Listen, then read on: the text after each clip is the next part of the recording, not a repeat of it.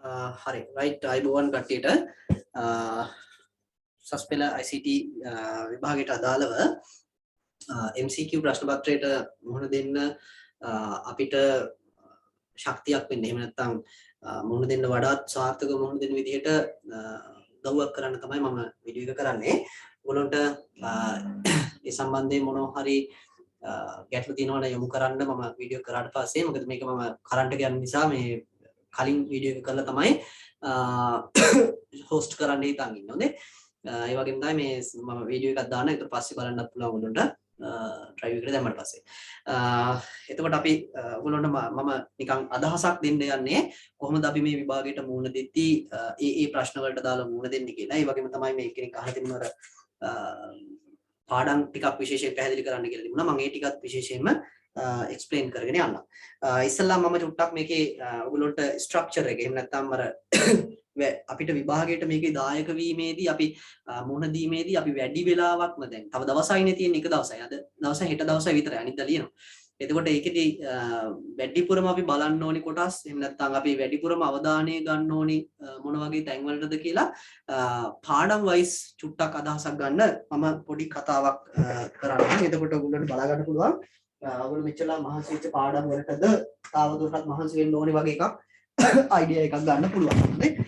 මේවා මේ හරියටම මේ ගණන් විලවුන් නෙමෙයි මම කියන්නේ නිකන් අර සාමාන්‍යයෙන් පාස් පේපර්ස් වල තියෙන විදිහට ඒ පාඩම් වලට ලැබිලා තියෙන ප්‍රයොරිටි එක අනුව අපෙන් අහන ප්‍රශ්න ගැන ගත්ත මට තියෙන අදහස තමයි මම කියන්නේ. හොඳේ. නැතුව මේක මේ හරියට මේ ගාන ලකුණු වෙනවා කියලා නෙමෙයි. අපේ පාඩම් 13 මම ගත්තොත් එක තොරතුරු තාක්ෂණයේ හඳුනා ගැනීම තියෙනවා. ICT කියන එක හඳුනා ගැනීම. මේකෙන් නම් ළමයි ගොඩාක් ප්‍රශ්න අහන්නේ නැහැ. ඒ කියන්නේ ගිය අවුරුද්දේම ඇහුවෙම නැහැ එකක්වත් MCQ එකට. ඒ කියන්නේ මේක වැදගත් නැහැ කියන එක නෙවෙයි. ඒක චුට්ටක් පාඩම අවබෝධයෙන් යන්න. හැබැයි ලොකුවට මේකේ ප්‍රශ්න හදලා තිබුණේ නැහැ. ඊට පස්සේ දෙවෙනි පාඩම ඇවිල්ලා පරිගණකය හඳුනා ගැනීම. පරිගණකය හඳුනා ගැනීම. මේ පාඩමෙන් සාමාන්‍යයෙන් ඔයගොල්ලෝට පරිගණක ඉතිහාසය ඒ වගේම දැන් තියෙන පරිගණකයක ඩොඩාංග හાર્ඩ්වෙයාර් විදිහට ගත්තොත් එහම ආදාන ප්‍රතිදාන මතක සහ සැකසීමේ උපාංග කියන හතර කොහොමද එකතු වෙලා වැඩ කරන්නේ කියලා කතා කරනවා. එතන ප්‍රොසෙසර් එකේ කොටස් ටික ප්‍රොසෙසර් එක වැඩ කරද්දී ඒකට සම්බන්ධ සංකල්ප ටික ඊට පස්සේ මතක ඇති මතක ඒකකර මතක දූරාවලිය කියලා එකක් පෙළගස්සනවා. නශ්‍ය මතක සහ නශ්‍ය නොවන මතක කියලා තුنين වර්ග දෙකකට බෙදන්න පුළුවන් ඔය දූරාවලිය.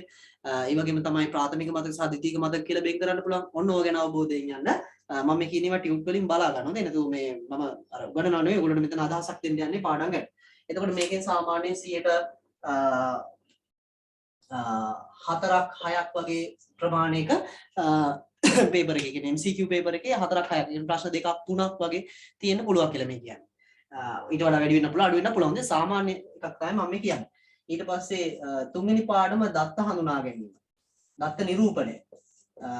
මේකෙදි ඔයගොල්ලන්ට මතක ඇති කරන්නේ අර සංඛ්‍යා පද්ධති පරිවර්තනය සහ ඒ වගේම තමයි සංඛ්‍යා පද්ධති වල තියෙන අර දෙකේ පාදේ භාවිතා කරලා කොහොමද පරිගණක ඇතුලේ සංඛ්‍යාව නිරූපණය කරන්නේ කියලා. එතකොට සංඛ්‍යාවක් නිරූපණය කරන ක්‍රම ඇතුලේ ඔයගොල්ලන්ට මතක ඇති අපිට ඉස්සෙල්ලාම හම්බ වෙනවා අර මොනවාද මේ සංඛ්‍යා ධන සහ ඍණ විදිහට නිරූපණය කරන ක්‍රම දෙකක්. ඒ ලකුණුවත් සහ නිලකුණුවත්.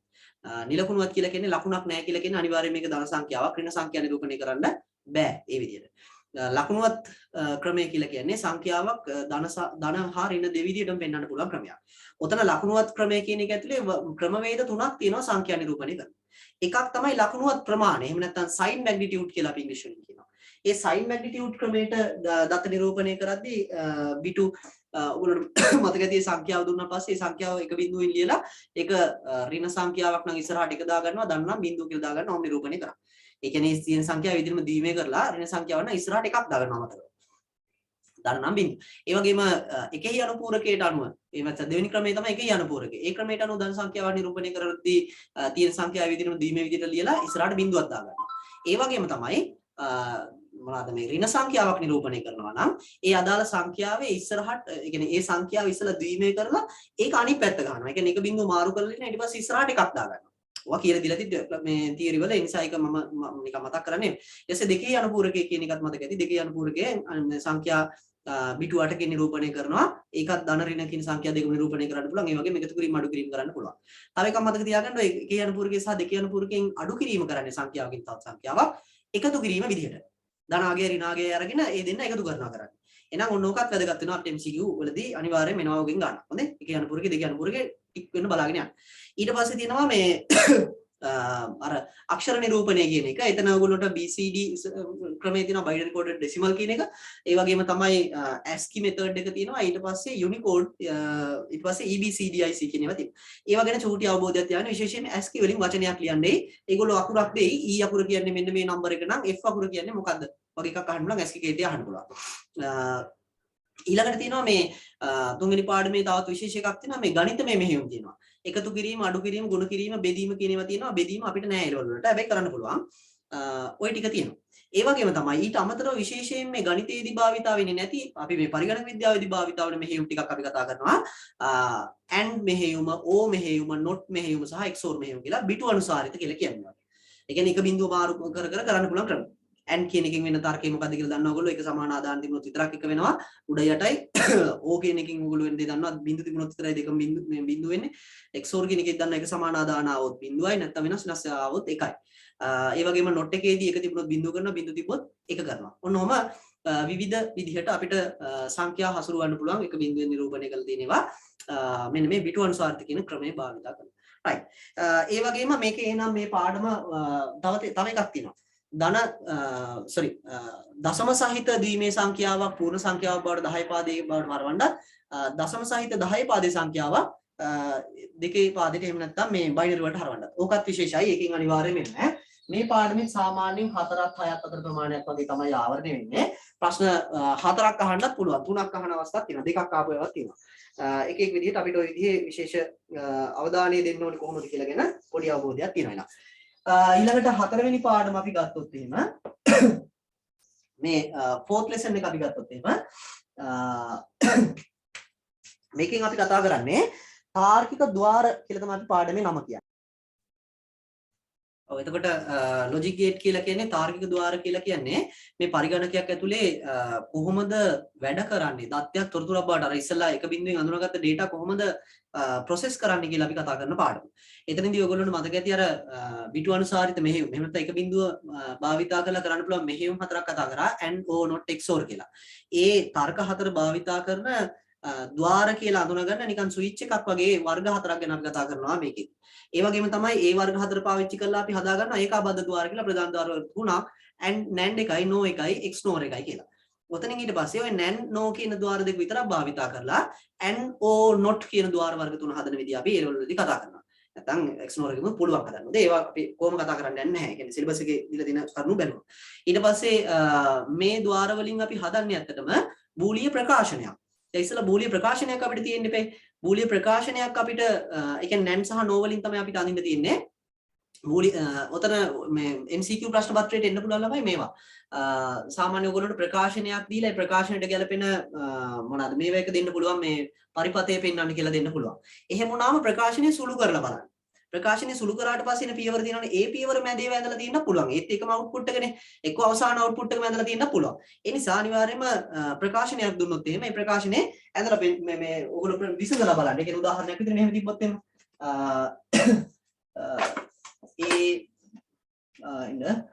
A B C bar plus A B C ඔන්නම ප්‍රකාශනයක් දීලා අපිට මේක ඇඳලා පෙන්නලා දෙන අඳින්න දෙන තැන්වල මේ වගේ විසඳුමක් දෙන්නොත් දැන් මේක අපිට තව විසඳන්න පුළුවන් නේ.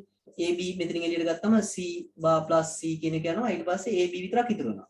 දැන් අපිට අර ద్వාර අඳින්න තියෙන එකේ මේ වගේ උත්තරයක් තියෙන්න පුළුවන් මෙහෙම. A එකයි B එකයි. මේක දැක්කම අපි පිළිගන්නේ නැහැ මේ ඒක හිතා ගන්න මේක වෙයි කියලා. ඇයි දැන් මේකේ අකුරු තුනක් තියෙනවා මෙතන දෙකයි තියෙන්නේ. හැබැයි මේ වගේ ඒවා විසඳලා බලන්න. එතකොට ඔයගොල්ලන්ට අදහසක් ගන්න පුළුවන්. මේ සමහරට මේකේ තව තුන්වෙනි පියවරක් තිබුණා නම් ඒක ඇඳලා තියෙන්න පුළුවන්. එහෙම නැත්නම් මේකට සමාන වෙන මොනවාද මේ තාර්කික ద్వාර වලින් හදපු පරිපතේ වන්නේ කියලා මේ වගේ පරිපත තුනක් විතර ඇඳලා ඒවෙන් සමාන වෙන්නේ මොනවද අහන්න පුළුවන්. එතකොට මේ පරිපත තුනම සමානලාට මේකට සමාන වෙනවා වෙන්න පුළුවන්. ඔයගොල්ලෝ විසඳලා ඒ විසඳපු ඒවා ඇඳලා බැලුවොත් එහෙනම්. අන්න ඔය වගේ දේවල් අහන්න පුළුවන්. ඒ වගේම මේ ద్వාර වලින් තවත් අහන්න පුළුවන් මේ වගේ පරිපතයක් දීලා මේකට සමාන වන ප්‍රකාශනය අහන්න පුළුවන්. ප්‍රකාශනය හදා ගන්න ద్వාර වලින් ద్వාර වලට මෙතෙන්ට ගන්න පද ටික ඒ වර්ගන සුළු කරලා හදා ගන්න. ඕවා විශේෂයි. ඊළඟට මේ ප්‍රකාශනයක් මේ විදිහට නිකන් අඳින්නේ නැහැ. අපි දන්නවා සුළු කිරීමක් කරනවා. ඒ සුළු කිරීම කරන විදිහත් චුට්ටක් බලා ගන්න ඒවත් වැදගත් වෙනවා. ඒ වගේම තමයි අපිට වැදගත් සුළු කිරීම වලට අමතරව කානෝසිතියම් වලිමුත් මොකක් හරි එකක් අහන එකක් දිනවා කානෝසිතියමක් දීලා මේකේ අවුට්පුට් එක වන්නේ මොකද්ද වගේ එකක් දෙන්න පුළුවන්. මතකයි නේද කානෝසිතියම් කියන ඒවායි අපි පද ප්‍රකාශන වර්ග දෙකක් තියෙනවා අපිට හම්බ වෙනවා පොස් සහ සොප් කියලා. ඒ දෙක මාක් කරන විදිහ ඒවක උත්තර ගන්න විදිහ ගැන බලා ගන්න ටියුට් වල තියෙන ඒවා හොඳට බලාගෙන යන්න ඒවා එළියට ගන්නේ කොහොමද කියලා අපු.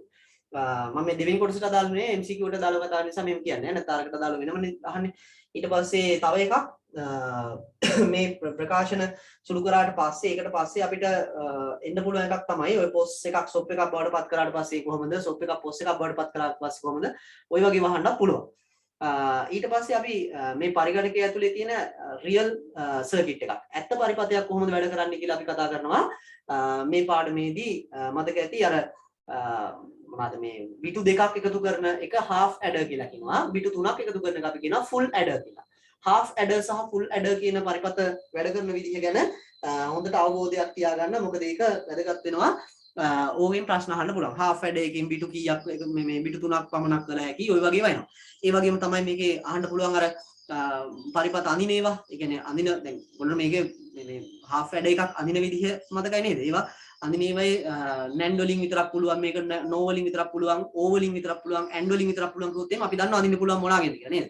ඇන්ඩ් ඕ නොට් කියන ඒවා තුනම තියෙන්න ඕනේ. එහෙම නැත්නම් XOR පාවිච්චි කරන්න ඕනේ. එහෙම නැත්නම් නැන්ඩ් වලින් සහ නෝ වලින් විතරක් අඳින්නත් පුළුවන්. ඔය විදිහේ ඒකේ භාවිතය ගැන අවබෝධයක් තියාගන්න මේ මොන වගේ ద్వාර වලින්ද මේවා අඳින්න පුළුවන් කියලා. ඒ වගේම full adder එකත් එහෙමම තමයි ඊට පස්සේ අපිට තියෙනවා මොකද්ද මේ පිළිපොළ කියලා. ඒ කියන්නේ පරිගණකයේ බිට් එකක් ගබඩා කරගන්න පරිපථයක් හදන විදිය. ඒ පිළිපොළත් වැදගත් වෙනවා. පිළිපොළේදී පිළිපොළක් වර්ග මොනවද තියෙන්නේ? JK පිළිපොළ ඊට පස්සේ D පිළිපොළ SR පිළිපොළ වගේ දේවල් අපි කතා කරනවා. SR එක තමයි විශේෂයෙන් ඔයගොල්ලෝට සිලබස් එකට දාලා කතා කරන්නේ. ඒකේ පරිපථය තියෙන විදිහ චුට්ටක් නිකන් බලන්න ලොකු වැදගත්කමක් නෑ. මම අර කිව්වා අනිත් ඒවා තරම්. පිළිපොළක් නිර්මාණය කරද්දී අපි දන්නවා ප්‍රතිපෝෂණ ලූප් එකක් ෆීඩ්බැක් ලූප් එකක් අපි යූස් කරනවා. ඒක ගැන චුට්ටක් සරල අවබෝධයක් තියන් යන්න. මේ අර මොකක් හරි පරිපථයක අවුට්පුට් එක ඒකේම ඉන්පුට් එක වෙනවා නම් අපි දන්නවා පිළිපොළ SR එක අඳිද්දී ඒකේම අවුට්පුට් එක ගිහිල්ලා ආය පාරක් ඉන්පුට් එකක් විදිහට මෙහෙම ජොයින් කරලා තමයි අපි ඇන්දේ පරිපථේ. එහෙනම් ඒ විදිහේ අවබෝධයක් චුට්ටක් තියාගන්න හතරවෙනි පාඩම සම්බන්ධයෙන්. මේක එතකොට තාර්කික ద్వාර කියලා මම දාන්න පාඩමට. තාර්කික ద్వාර මේකේ එන්නේ ප්‍රධාන ආවරණය වෙන්නේ ටිකක් මේ පාඩම් වලට වැඩි අහන්න පුළුවන් 5ත් 7ත් අතර ප්‍රමාණයක් වගේ ප්‍රශ්න අහන්න ඉඩකඩ තියෙනවා. හරියටම නෙවෙයි මේ කියන්නේ මම ඉස්සෙල්ලා පටන් ගන්නකොට කිව්වේ ඒකයි නැත්තම් හරියටම 5ක් වෙලා අහන්න පුළුවන් සෑම වෙලාවනේ. ඊට පස්සේ තියෙනවා මේ පස්වෙනි පාඩම ඔපරේටින් සිස්ටම් 5. මෙහෙයුම් පද්ධති පාඩමේ ප්‍රධානම කතා කරන ඒවා තමයි මෙහෙයුම් පද්ධතියක කාර්යභාරය කියන එක. ප්‍රධානම කාර්යභාරය තමයි අතුරු මුහුණත් සැපීම. ඒකට වැඩි අපෙන් ප්‍රශ්න අහන්නේ අර අනිකුත් කාර්යයන්. අනිකුත් කාර්යයන් ඇතුළේ අපිට හම්බ වෙනවා එකක් මොනවාද මේ ක්‍රියායන කළමනාකරණය කියලා එකක්. ඒ කියන්නේ මේ පරිගණකයේ වැඩසටහනක් ක්‍රියාත්මක වෙන්න පටන් ගත්තට පස්සේ තත්ත්ව 7කට මාරු කරනවා කියලා. ඕකේ ඇතුළේ MCQ අහන්න පුළුවන් ඒවා තමයි PCB ගැන මොනවා හරි වචන දෙක තුනක් දීලා ඒවයින් නිවැරදි වන්නේ මොකක්ද කියලා අහන්න පුළුවන්. මතකයි නේද PCB කියන්නේ process control block එහෙම නැත්නම් ක්‍රියායන පාලන කණ්ඩේ. ඒ වගේම තමයි තවත් අහන්න පුළුවන් එකක් තමයි මේකේ තියෙනවා මොකද්ද මේ විශේෂ මේ ක්‍රියා මොනවාද මේ සන්දර්භ සූචනය කියලා එකක්. අර ක්‍රියායන තත්ත්ව 7 ඇතුලේ සූදානම් තත්ත්වයේ ඉඳලා දාවන තත්ත්වයට ක්‍රියායන මාරු වෙන එකට අපි කියන සන්දර්භ සූචනය කියලා. ඒක ගැන අහන්න පුළුවන්. ඒ වගේම අතුරු බිඳුම් කියලා එකක් වෙනවා. දාවන වෙමින් පවත්වන ක්‍රියායනයක් මේ වෙලාවේ එළියට දාන එක. මොකක් හරි හේතුවක් නිසා. ඒකට වෙන්න හේතු දෙකක් අපි කතා කරා. අතුරු බිඳුමක් නිසා වෙන්න පුළුවන්. නුඩාංග අතුරු බිඳුමක් හෝ මුදුකාංග අතුරු බිඳුමක් කියලා. ඒ වගේම තමයි ක්‍රියායන කල්පනාකරණේ තව ඒවා තියෙනවා ක්‍රියායන නියම කරන කියලා જાතියක්. ක්‍රියායන් නියම කරන කියලා කියන්නේ අර ප්‍රධාන තත්ත්ව තුනක් තියෙනවා. එතකොට නිර්මිතය, සූදානම් එක, දාවන අවස්ථාව සහ ප්‍රතිහරණය කළ අවස්ථාව කියලා. මේවා මේ IT සිලබස් එක කතා කරලා තියෙන කෙනෙක්ට විතරයි තේරෙන්නේ නැත්තේ. මම මේ කියන්නේ හොඳයි. ඒවා තේරෙන්නේ නැත්නම් ඉතින් මට මේ වෙලාවේ ඒවා පැහැදිලි කරන්න තරම් මේක කාලයක් නැහැ. මම අර වැදගත් වෙන තැන් මෙන්ෂන් කරන් යන්නේ. මේ ඔයගොල්ලන්ට බලා ගන්න ඕනේ. හොඳේ. ඒකේ දිගු කාලින් නියම කරන කියන එකෙන් තමයි නිර්මිත අවස්ථාවේ ඉඳන් සූදානම් තත්ත්වයට ප්‍රෝග්‍රෑම් එකක් අරගෙන එන්නේ. ඒ වගේම සූදානම් අවස්ථාවේ පෙළ ගැහිලා තියෙන ප්‍රෝග්‍රෑම් වලින් ප්‍රොසෙසර් එකට එහෙම නැත්නම් දාවන අවස්ථාවට යවන්න ඕනේ මොකක්ද කියලා තීරණය කරන්නේ මධ්‍ය කාලීන නියමකරණය. ඒ වගේම තමයි කෙටි කාලීන නියමකරණය. ඒ වගේම තමයි මධ්‍ය කාලීන නියමකරණයෙන් තමයි සූදානම් අවස්ථාවේ තියෙන මේ ක්‍රියායනයක් අතත්ත්‍ය මතකයට මාරු කරන්න ඕනිද? එහෙම නැත්නම් මොන ක්‍රියායනයේද අතත්ත්‍ය මතකයට මාරු කරන්නේ කියලා තීරණය කරන එක. එහෙනම් ඔන්නෝම අවබෝධය තියාගන්න අනිවාර්යයෙන්ම මේකෙන් වැදගත් වෙනවා අපිට මේ මේ පාඩමේ ක්‍රියායන කළමනාකරණය. ඒ වගේම තමයි ගොනු හා ආචායන කළමනාකරණය කියලා එකක් කතා කරනවා. ඕකේ වැදගත් වෙනවා මේ ගොනුවක් යනු සම්බන්ධයෙන් ඕවා නම් එච්චර අහන එකක් නැහැ. හැබැයි ගොනුවක ගොනු පද්ධති කියලා જાතියක් අපි කතා කරනවා. ඒ කියන්නේ ගොනුවක් පරිගණකය ඇතුලේ එහෙම නැත්නම් මේ මොනවද ආචායන උපාංගයක තැම්පත් කරන්න ඒ ඉඩකඩ ප්‍රමාණය හදාගන්න ක්‍රමවේදය තමයි මේ ගොනු පද්ධතියෙන් කියවෙන්නේ. එතකොට ගොනු පද්ධති වර්ග දෙකක් අපි කතා කරන සිලබස් එකේ FAT සහ NTFS. FAT කියන්නේ පරණ ක්‍රමයක්, NTFS කියලා කියන්නේ අලුත් ක්‍රමයක්. එතකොට ওই දෙකේ වෙනස්කම් අහන්න පුළුවන්. NTFS කියන මේ මොන හරි පද මේ වාක්‍ය තුනක් දීලා ඉතින් නිවැරදි වන්නේ මොකද්ද කියලා අහන්න පුළුවන්. එහෙම නැත්නම් FAT සම්බන්ධ සාවද්‍ය වන්නේ මොකද්ද කියලා අහන්න පුළුවන්. මතක ඇති গুপ্ত ඛේදනය කියන එක FAT වල නෑ, NTFS වල තිබුණා. ඒ වගේම තමයි ගුණවක ධාරිතාවේ 8GB 4GB උපරිම තියෙන්න පුළුවන් මේ වගේ මොනවාද මේ FAT වල NTFS වල 16TB වගේ තියෙන්න පුළුවන්. ඒ වගේම තමයි ගුණවක තියෙන්න පුළුවන් අකුරු ප්‍රමාණය, අක්ෂර ප්‍රමාණය අර ගුණ නාමයක තියෙන අක්ෂර ප්‍රමාණය FAT වල 8යි, අනිත් එකේ NTFS වල 256යි. ඔන්න ඔය වගේ වෙනස්කම් ටිකක් අපි කතා කරා මේ වගේ මේ සම්බන්ධයෙන් මේ පාඩම සම්බන්ධයෙන්. ඊට පස්සේ තවත් තියෙනවා මොනවාද මේ මතක ඇති මෙතන මේ ඊට පස්සේ ගුණයක් තැම්පත් වෙද්දී අර ද්විතීක ආචායනයක තැම්පත් වෙන්නේ අපි කතා කරනවා විභාජනය වෙලා කියලා ආචායනය. කුඩා කොටස් වලට කැඩිලා කියලා. එතකොට ඒකෙදී මතක ඇති ඔය ආචායන විභාජනය අපිට හම් වෙනවා යාබද විභාජනය, සබද විභාජනය සහ අනුක්‍රමික විභාජනය කියලා විභාජන ආකාර තුනක්. ඕක මතක තියාගන්න. ඒ වගේම තමයි යාබද විභාජනය නිසා ඇතිවෙන ගැටලුවක් තියෙනවා බාහිර ඛණ්ඩනීකරණය කියලා. ඒ කියන්නේ අර ද්විතීක ආචායනයේ ඉඩ තියනවා වගේ පේනවා එළියෙන් බැලුවම data එකක් දාන්න ගියාම දාන්න බෑ. ඒකට හේතුව යාබද එකේ එක ආසන්නයේ ඉඩ ප්‍රමාණයක් කැටිති ප්‍රමාණයක් නැහැ. අර ෆයිල් එක එළිය තියෙන එක තැම්පත් කරගන්න. ඔන්න ඔය වගේ කේස් එක. එතකොට ඔය ටික වැදගත් වෙනවා. ඊළඟට අපි මතක කළමනාකරණය. මතක කළමනාකරණය කියලා කියන්නේ පරිගණකයක් ඇතුලේ තියෙන මෙමරි එක. ඒ කියන්නේ අර ප්‍රධාන මතකය කියන එක RAM එක කියන එක කොහොමද කළමනාකරණය කරන්නේ මේ ක්‍රියායන කිහිපයක් වැඩ කරන එහෙම නැත්නම් මල්ටි ප්‍රෝග්‍රෑමින් ඔපරේටින් සිස්ටම් එක කියලා.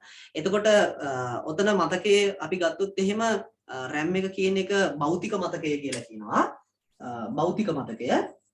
ඊට පස්සේ මේ භෞතික මතකයේ ඉඩමදි වුණොත් එහෙම ප්‍රෝග්‍රෑම් දා ගන්න ඕනි කියලා හදා ගන්නවා චූටි මෙමරි එකක් මේ කවුද මෙයා මේ ඔපරේටින් සිස්ටම් එක. ඒකට අපි කියනවා අතත්්‍ය මතකය කියලා. අතත්්‍ය මතකය. මේ අතත්්‍ය මතකය තියෙන්නේ hard disk එකේ වෙනම කෑල්ලක. ඒ කියන්නේ hard disk එකෙන් වෙන් කර ගන්නා කොටසක් තමයි අතත්්‍ය මතකය වෙන්නේ. එතකොට මේ භෞතික මතකය වෙන්නේ ෆිසිකල් අපි අර මේ හයි කරන RAM එක කියන කාඩ් එක. එතකොට මේ භෞතික මතකයේ දත්ත ගබඩා වෙන ලිපින වලට අපි කියනවා භෞතික ලිපින කියලා. භෞතික ලිපින. ඒ වගේම තමයි මෙයාගේ දත්ත ගබඩා වෙන ලිපින වලට කියනවා අතත්්‍ය ලිපින කියලා. අතත්්‍ය ලිපින. ඒ වගේම තමයි මේ භෞතික ලිපිනයක තියෙන data විතරයි සකසනයට කියවන්න පුළුවන්. අතත්්‍ය ලිපිනයක තියෙන data කියවන්න බෑ. ඒ නිසා මෙතන පොඩි ගැටලුවක් වෙනවා මේ අතත්්‍ය ලිපිනයක තියෙන data කියවන්න ඕන නම් භෞතික ලිපිනයක් බවට ඒක පරිවර්තනය කරන්න වෙනවා. ඒ පරිවර්තන කාර්යය කරන්නේ මෙන්න මේ දෙන්න අතර මැද ක්‍රියා කරන MMU කියලා භෞතිකව හයි කරලා තියෙන කුඩා කොටසක්. එතකොට මෙයාගෙන් ගන්න ලිපින මෙයාගේ ඇඩ්‍රස් එකක් බවට පරිවර්තනය කරලා කාටද මෙහෙම පදේට උදව් කරනවා මේ MMU සකසනයට data කියවන්න අතත්්‍ය මතකයේ තියෙනවා. එහෙනම් මෙන්න මේ ක්‍රියාවලිය තමයි මතක කළමනාකරණය කියලා අපි ප්‍රධාන වශයෙන් අඳුරගන්නේ. ඒ වගේම මේ මතක කළමනාකරණය අපිට හම් වෙනවා තව concept එකක්. මේ භෞතික මතකය සහ අතත්්‍ය මතකයේ චූටි කෑලි වලට කඩා ගන්නවා ප්‍රෝග්‍රෑම් එකක් තැම්පත් කරගන්න. අර ආචායන විභාජනයේදී වගේ මේක කුඩා කොටස් වලට කඩා ගන්නවා. අපි මේක ගත්තොත් මෙන්න මෙහෙම RAM එක මෙහෙම ප්‍රෝග්‍රෑම් වලට කඩලා දානවා. ඒ වගේම තමයි අපි දන්නවා මොනවද මේ අතත්්‍ය මතකයත් මේ වගේ කුඩා කොටස් වලට කඩලා දානවා. මේ විදිහට RAM එකේ එහෙම නැත්නම් ප්‍රධාන මතකයේ කඩන කුඩා කොටස් වලට අපි කියනවා රාමු කියලා. හොඳේ? අපි එහෙම නැත්නම් frames කියලා කියනවා. ඒ වගේම තමයි මේ විදිහට අතත්්‍ය මතකයේ virtual memory එකේ මේ විදිහට කඩන කුඩා කොටස් වලට කියනවා අපි පිටු කියලා. මෙන්න මේ කුඩා කොටස් කඩන වැඩේට අපි කියනවා මොකක් කියලාද? පිටුකරණය කියලා. පිටුකරණය. ඒ වගේම තමයි මේ පිටුවක size එකයි රාමුවක size එකයි දෙකම එක සමානයි කියලාත් අපි ඉගෙන ගන්නවා.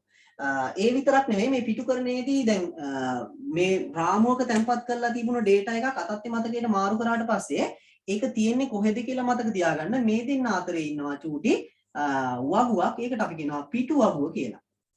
පිටු වගුව. මෙන්න මේ දෙන්න අතරේ ඉන්නවා. ඒකේ තියෙන්නේ රාමු අංකයයි පිටු අංකයයි තියෙන්නේ. රාමු අංකයට සාපේක්ෂව මොනවද මේ ඉස්සරහින් තිබුණු පිටු අංකය මොකක්ද කියලා. එහෙනම් ඔන්න ඕක තමයි මතක කළමනාකරේ තවත් එක ප්‍රධාන කන්සෙප්ට් එකක්. ඊට පස්සේ ළමයි මේකෙන් ගණන් හදන කෑල්ලක් තියෙනවා. ඒ කියන්නේ මේ රාමුවක සහ පිටුවක රාමුවක් සහ පිටුවක ගත්තොත් එහෙම මෙන්න මේ විදිහට මේ තනියෙන් මම ගන්න යන්නේ පිටුවක් සහ රාමුවක්. මේක මකලා දාලා හොඳේ මෙතන ඊට මත නිසා. මේකත් පුළුවන් නේ. හරි මම මෙතන අනින්න. මේක හිතා ගන්න මේ තියෙන්නේ තනි පිටුවක් කියලා. පිටුවක්.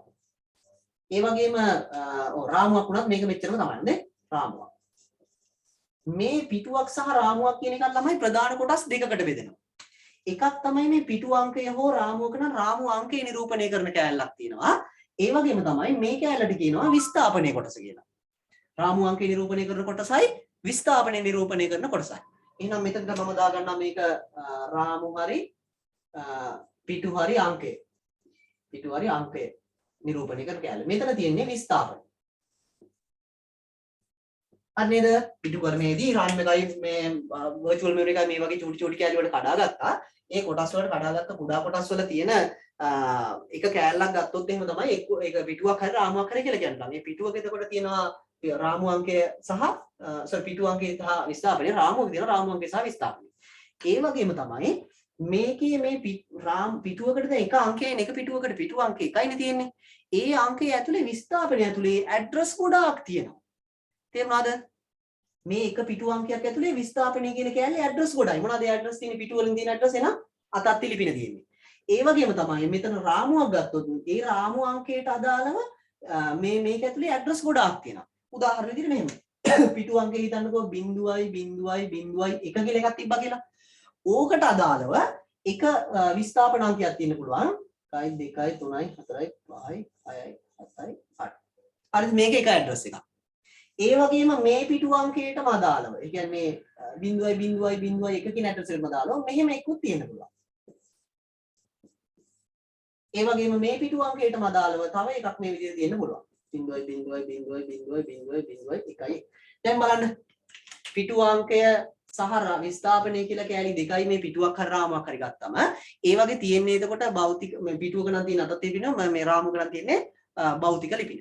ඒ භෞතික ලිපිනයක් හරි මේ මොනවද එහෙනම් මේ අතත් ලිපිනයක් හරි ගත්තන් පස්සේ එකම රාමු අංකයට හෝ පිටු අංකයට අදාළ ඇඩ්‍රස් ගොඩක් තියෙනවා. පිටුවකත් එහෙමයි රාමුවකත් එහෙමයි. දැන් අපි කියවනේ RAM එක වගේම තමයි වැඩ කරන්න අරකට කියලා නේ. ඒ නිසා තමයි. දැන් මේකේ මේ කෑල්ලට අපි කියනවා පිටු අංකය නිරූපණය කරන බිටු ගාන කියලා. ඇයි එක බිඳුවෙන් නිරූපණය කරන්නේ? මේ කෑල්ලට අපි කියනවා මොකක් කියලාද? විස්ථාපනය නිරූපණය කරන බිටු ගාන කියලා. සම්පූර්ණ මතක ලිපිනේ නිරූපණය කරන බිටු ගාන කියලා. මේ දෙකේම එකතුව. එහෙනම් අපිට කියන්න පුළුවන් මෙන්න සම්පූර්ණ ලිපිනයක් නිරූපණය කරන බිටු ගාන මෙතන 8යි 4යි 12ක් තියෙනවා. හරිද? මෙතන විස්ථාපනය කෑල්ල විතරක් නිරූපණය කරන බිටු තියෙන ඔක්කොම 8ක්. මෙතන රාමු අංකය සහ හෝ පිටු අංකය නිරූපණය කරන බිටු ඔක්කොම තියෙනවා කීයක්ද? 4ක්. ඕම් පැහැදිලියි. හරි නේද? දැන් මෙන්න මේ ඉලක්කම් ටික. ඒ කියන්නේ මේ මතක ලිපිනයක් ගත්තන් පස්සේ භෞතික ලිපිනයක් හරි අතත් ලිපිනයක් හරි ගත්තන් පස්සේ ඒකේ තියෙන බිටු සම්පූර්ණ බිටු ගාන සහ රාමු අංකයේ පිටු අංකේ නිරූපණය කරන බිටු ගාන සහ විස්ථාපනය කෑල්ල නිරූපණය කරන බිටු ගාන කියලා වෙනම වෙන් කර ගන්න පුළුවන්.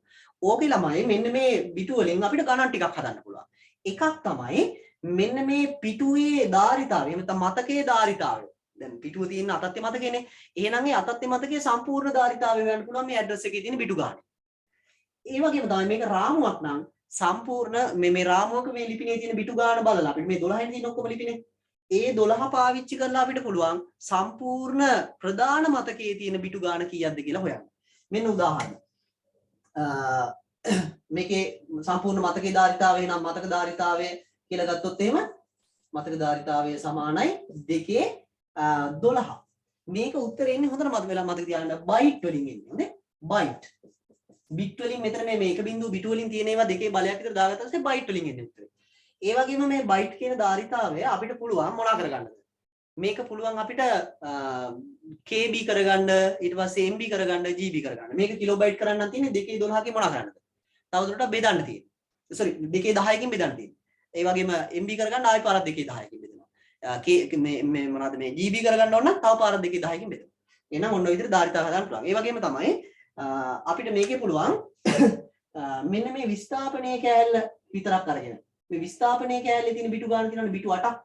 ඒ බිටු 8 අරගෙන අපිට හොයන්න පුළුවන් පිටුවේ විශාලත්වය. පිටුවේ විශාලත්වය. පිටුවේ විශාලත්වය සමානයි 2/8. ඒකත් එන්නේ උත්තරේ බයිට් වලින්. ඒකත් එන්නේ බයිට් වලින්. හොඳේ මේ බයිට් ධාරිතාවයක් එන්නේ. ඊට පස්සේ මෙතන මේ තියෙනවනේ මේ රාමු අංකයේ සහ පිටු අංක නිරූපණය කරන බිටු 4. ඒකෙන් පුළුවන් අපිට හොයන්න රාමු ගණන. එහෙම නැත්නම් පිටු ගණන. පිටු කීයක් තියෙනවද සම්පූර්ණ මේකේ කියලා. පිටු ගණන. ඒක බයිට් වලින් එන්න බෑ නේද? ගාන කියන සංඛ්‍යාවක් නේ. එහෙනම් බිටු ගණන සමානයි 2/4. සමානයි 16යි. ඔක්කොම පල්ලෙහාට 16ක් තියෙනවලු මේ පිටු මේකේ. ඒ කියන්නේ මේ වගේ ඒවා 1 2 3 4 කියලා ඔහම 16ක් තියෙනවලු. ඒ එකක් ඇතුලේ එතකොට ඇඩ්‍රස් තියෙනවා මේ වගේ විශාල කියන්නේ මෙන්න මේ සයිස් එකේ ප්‍රමාණයක්. ඒ වගේම තමයි සම්පූර්ණ මේ මතකයේ ධාරිතාවය 2/12යි බයි. ක්ලියර් නේද? ඔන්න ඔක තමයි අපි කතා කරන මේකේ මේ වගේ. ඒ වගේම තමයි මේ පස්වෙනි පාඩමේ තවත් එකක් අපිට එතකොට විශේෂ එකක් තියෙනවා. මෙහෙම පද්ධතිවල උපාංග කල්පනාකරණය කියන එක. මේකෙත් මේ පාඩමේ සාමාන්‍යයෙන් 5ත් 7ත් අතර ප්‍රමාණයක් වගේ ආවරණය වෙන්න පුළුවන්. උපාංග කල්පනාකරණය කියන එකේ ළමයි කතා කරන්නේ මේ ඩ්‍රයිවර් සොෆ්ට්වෙයාර් කියන ඒවා පාවිච්චි කරලා මෙහෙම පද්ධතිය අනිකුත් උපාංග පාලනය කරන විදිය. එතන අපිට හම්බ වෙනවා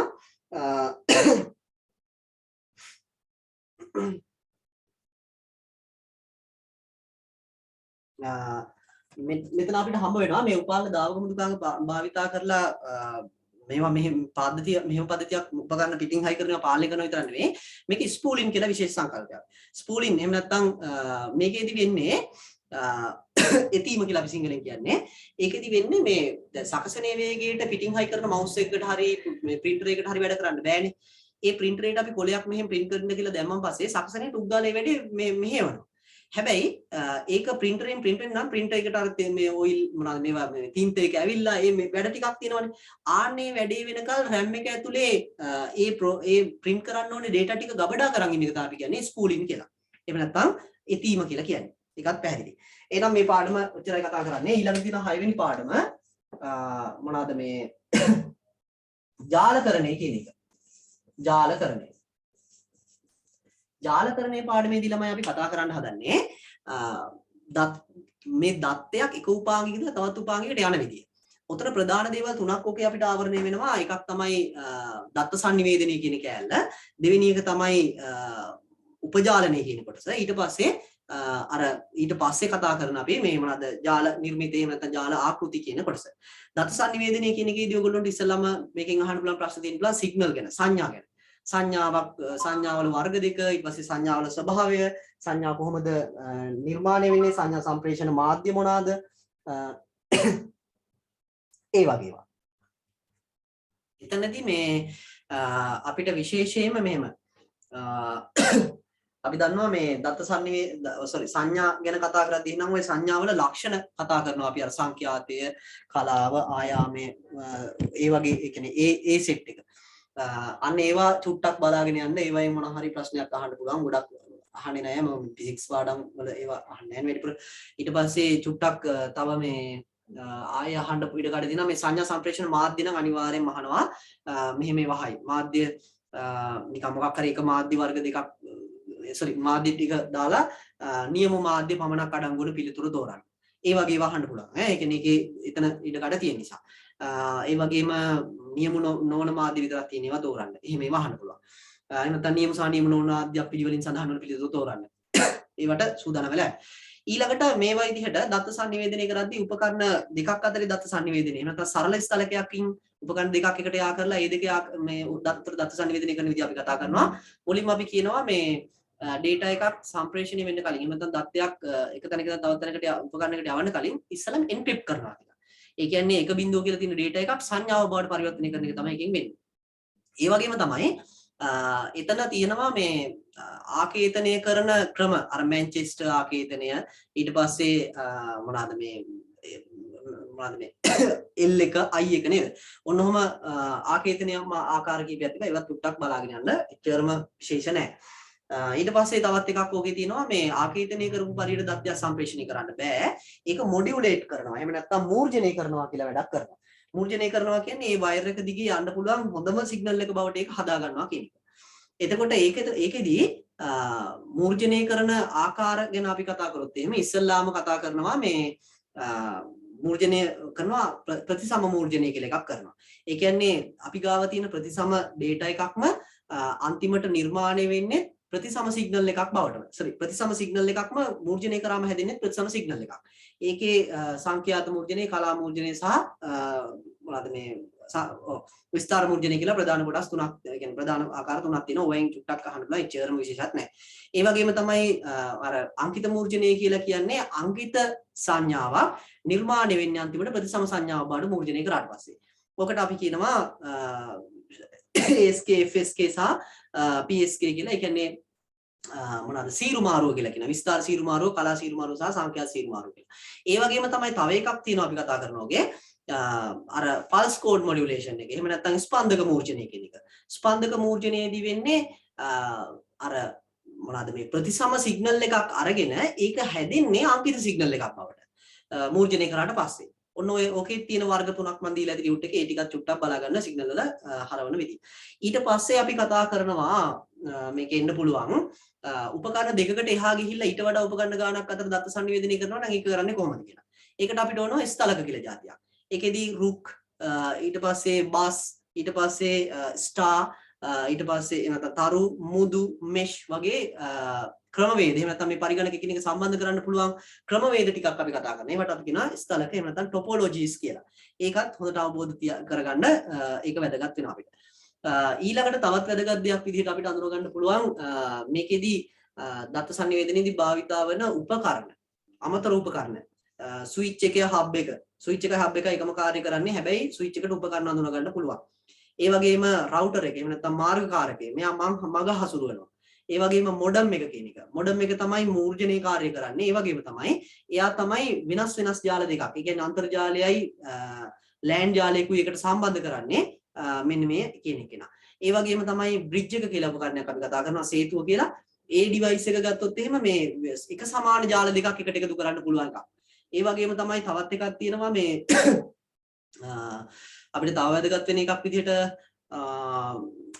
උපකරණයක් අඳුන ගන්න පුළුවන් වයර් සහ ඔය මොනවාද මේ පෝට් මේවා තියෙන්නේ ජැක් තියෙන්නේ අපිට ඔය RJ45 වගේ ඒවා. අන්න ඒවා චුට්ටක් ඉතින් වැදගත්, එච්චරම වැදගත් නැහැ මේක ඇතුලේ මේ උපකරණ ගැන කතා කරද්දී මට මතක ඒවා තමයි මම කියන්නේ. ඊට පස්සේ තවත් එකක් අපි ඊළඟට කතා කරනවා මේ විදිහට උපකරණ ගොඩක් එකට සම්බන්ධ කරලා අන්තර්ජාලයට සම්බන්ධ කරාම අපිට මේ ජාලයක් ලොකු එකක් තියන් යන්න බෑ. ඒක කුඩා කොටස් වලට කඩා ගන්න වෙනවා. වැඩේ කාර්යක්ෂම වෙන්න. ඒකට අපි කියන උපජාලනය කියලා. එතකොට උපජාලනය කරන්න නම් ඉස්සෙල්ලාම අපි දැනන් ඉන්න ඕනේ මේ පරිගණක අඳුනගන්නේ කොහොමද කියලා උපකරණයකට. ඒකට භාවිතා වෙනවා මැක්ලිපිනේ කියලා විශේෂ ක්‍රමවේදයක්. මැක්ලිපිනේ කියලා කියන්නේ බිටු 48කින් සමන්විත වෙන්න. ඒ කියන්නේ බිටු 8 කෑලි 6කින් සමන්විත වෙච්ච අංකයක්.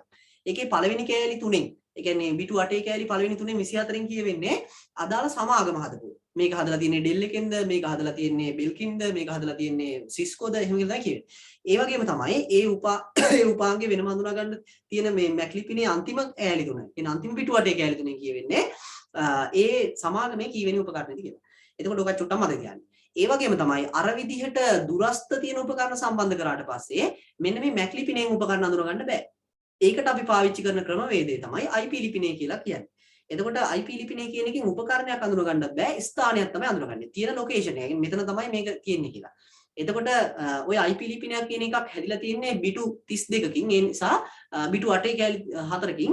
එතකොට එක බිටු 8 කෑල්ලකින් උපරිම නියෝජනය කරන්න පුළුවන් 255 කියන අංකේ විතරයි. එහෙනම් IP ලිපිනයක තියෙන්න පුළුවන් 0.255 අතර අංක 4ක් විතරයි. හරි. ඒ වගේම ඔය IP ලිපිනයකට ළමයි තියෙනවා මෙන්න මේ වගේ දේවල් දෙකක්. ඉක්ලි මගල ඉන්නවා.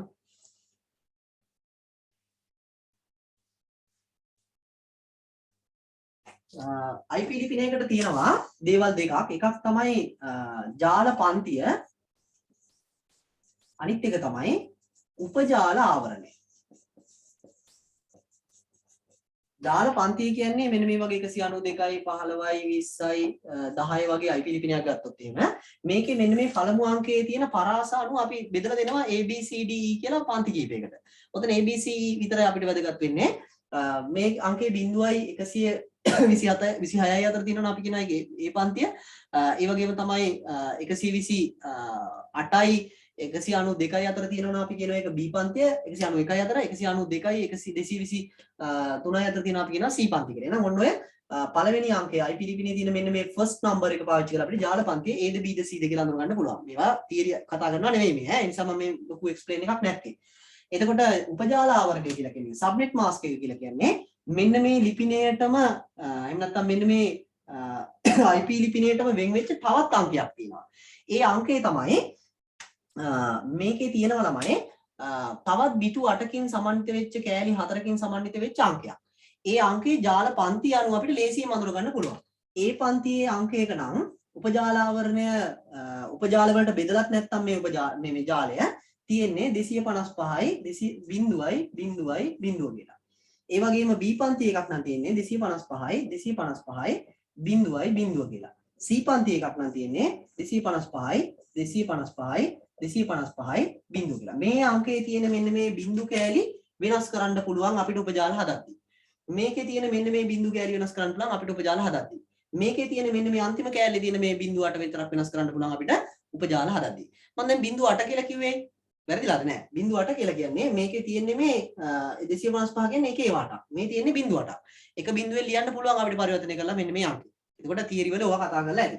එතකොට මේකේ උපජාලනය හදද්දී අපිට තියෙනවා ප්‍රධාන ගණන් හදන්න සමීකරණ තුනක්. ඒ තමයි පළවෙනි එක තමයි උපජාල ගණන. උපජාල ගණන සමානයි 2n තමයි සූත්‍රය. මේ n කියලා කියන්නේ ළමයි මේ අපිට හම්බ වෙච්ච IP ලිපිනේ උපජාල ආවරණය A පන්තියේ එකක් නම් අන්තිම බිටු කෑලි තුනේම තියෙන එකේ වගාන. B පන්තියේ එකක් නම් අන්තිම කෑලි දෙකේ තියෙන අර බිංදු දෙක ලිව්වේ මම 255 බිංදුවේ බිංදුව කියලා. අන්නේ බිංදු දෙකේ තියෙන එකේ වගාන. උපජාල වලට බෙදලා තියෙනවා විතරයි ඒවා වෙනස් වෙන්නේ ඈ.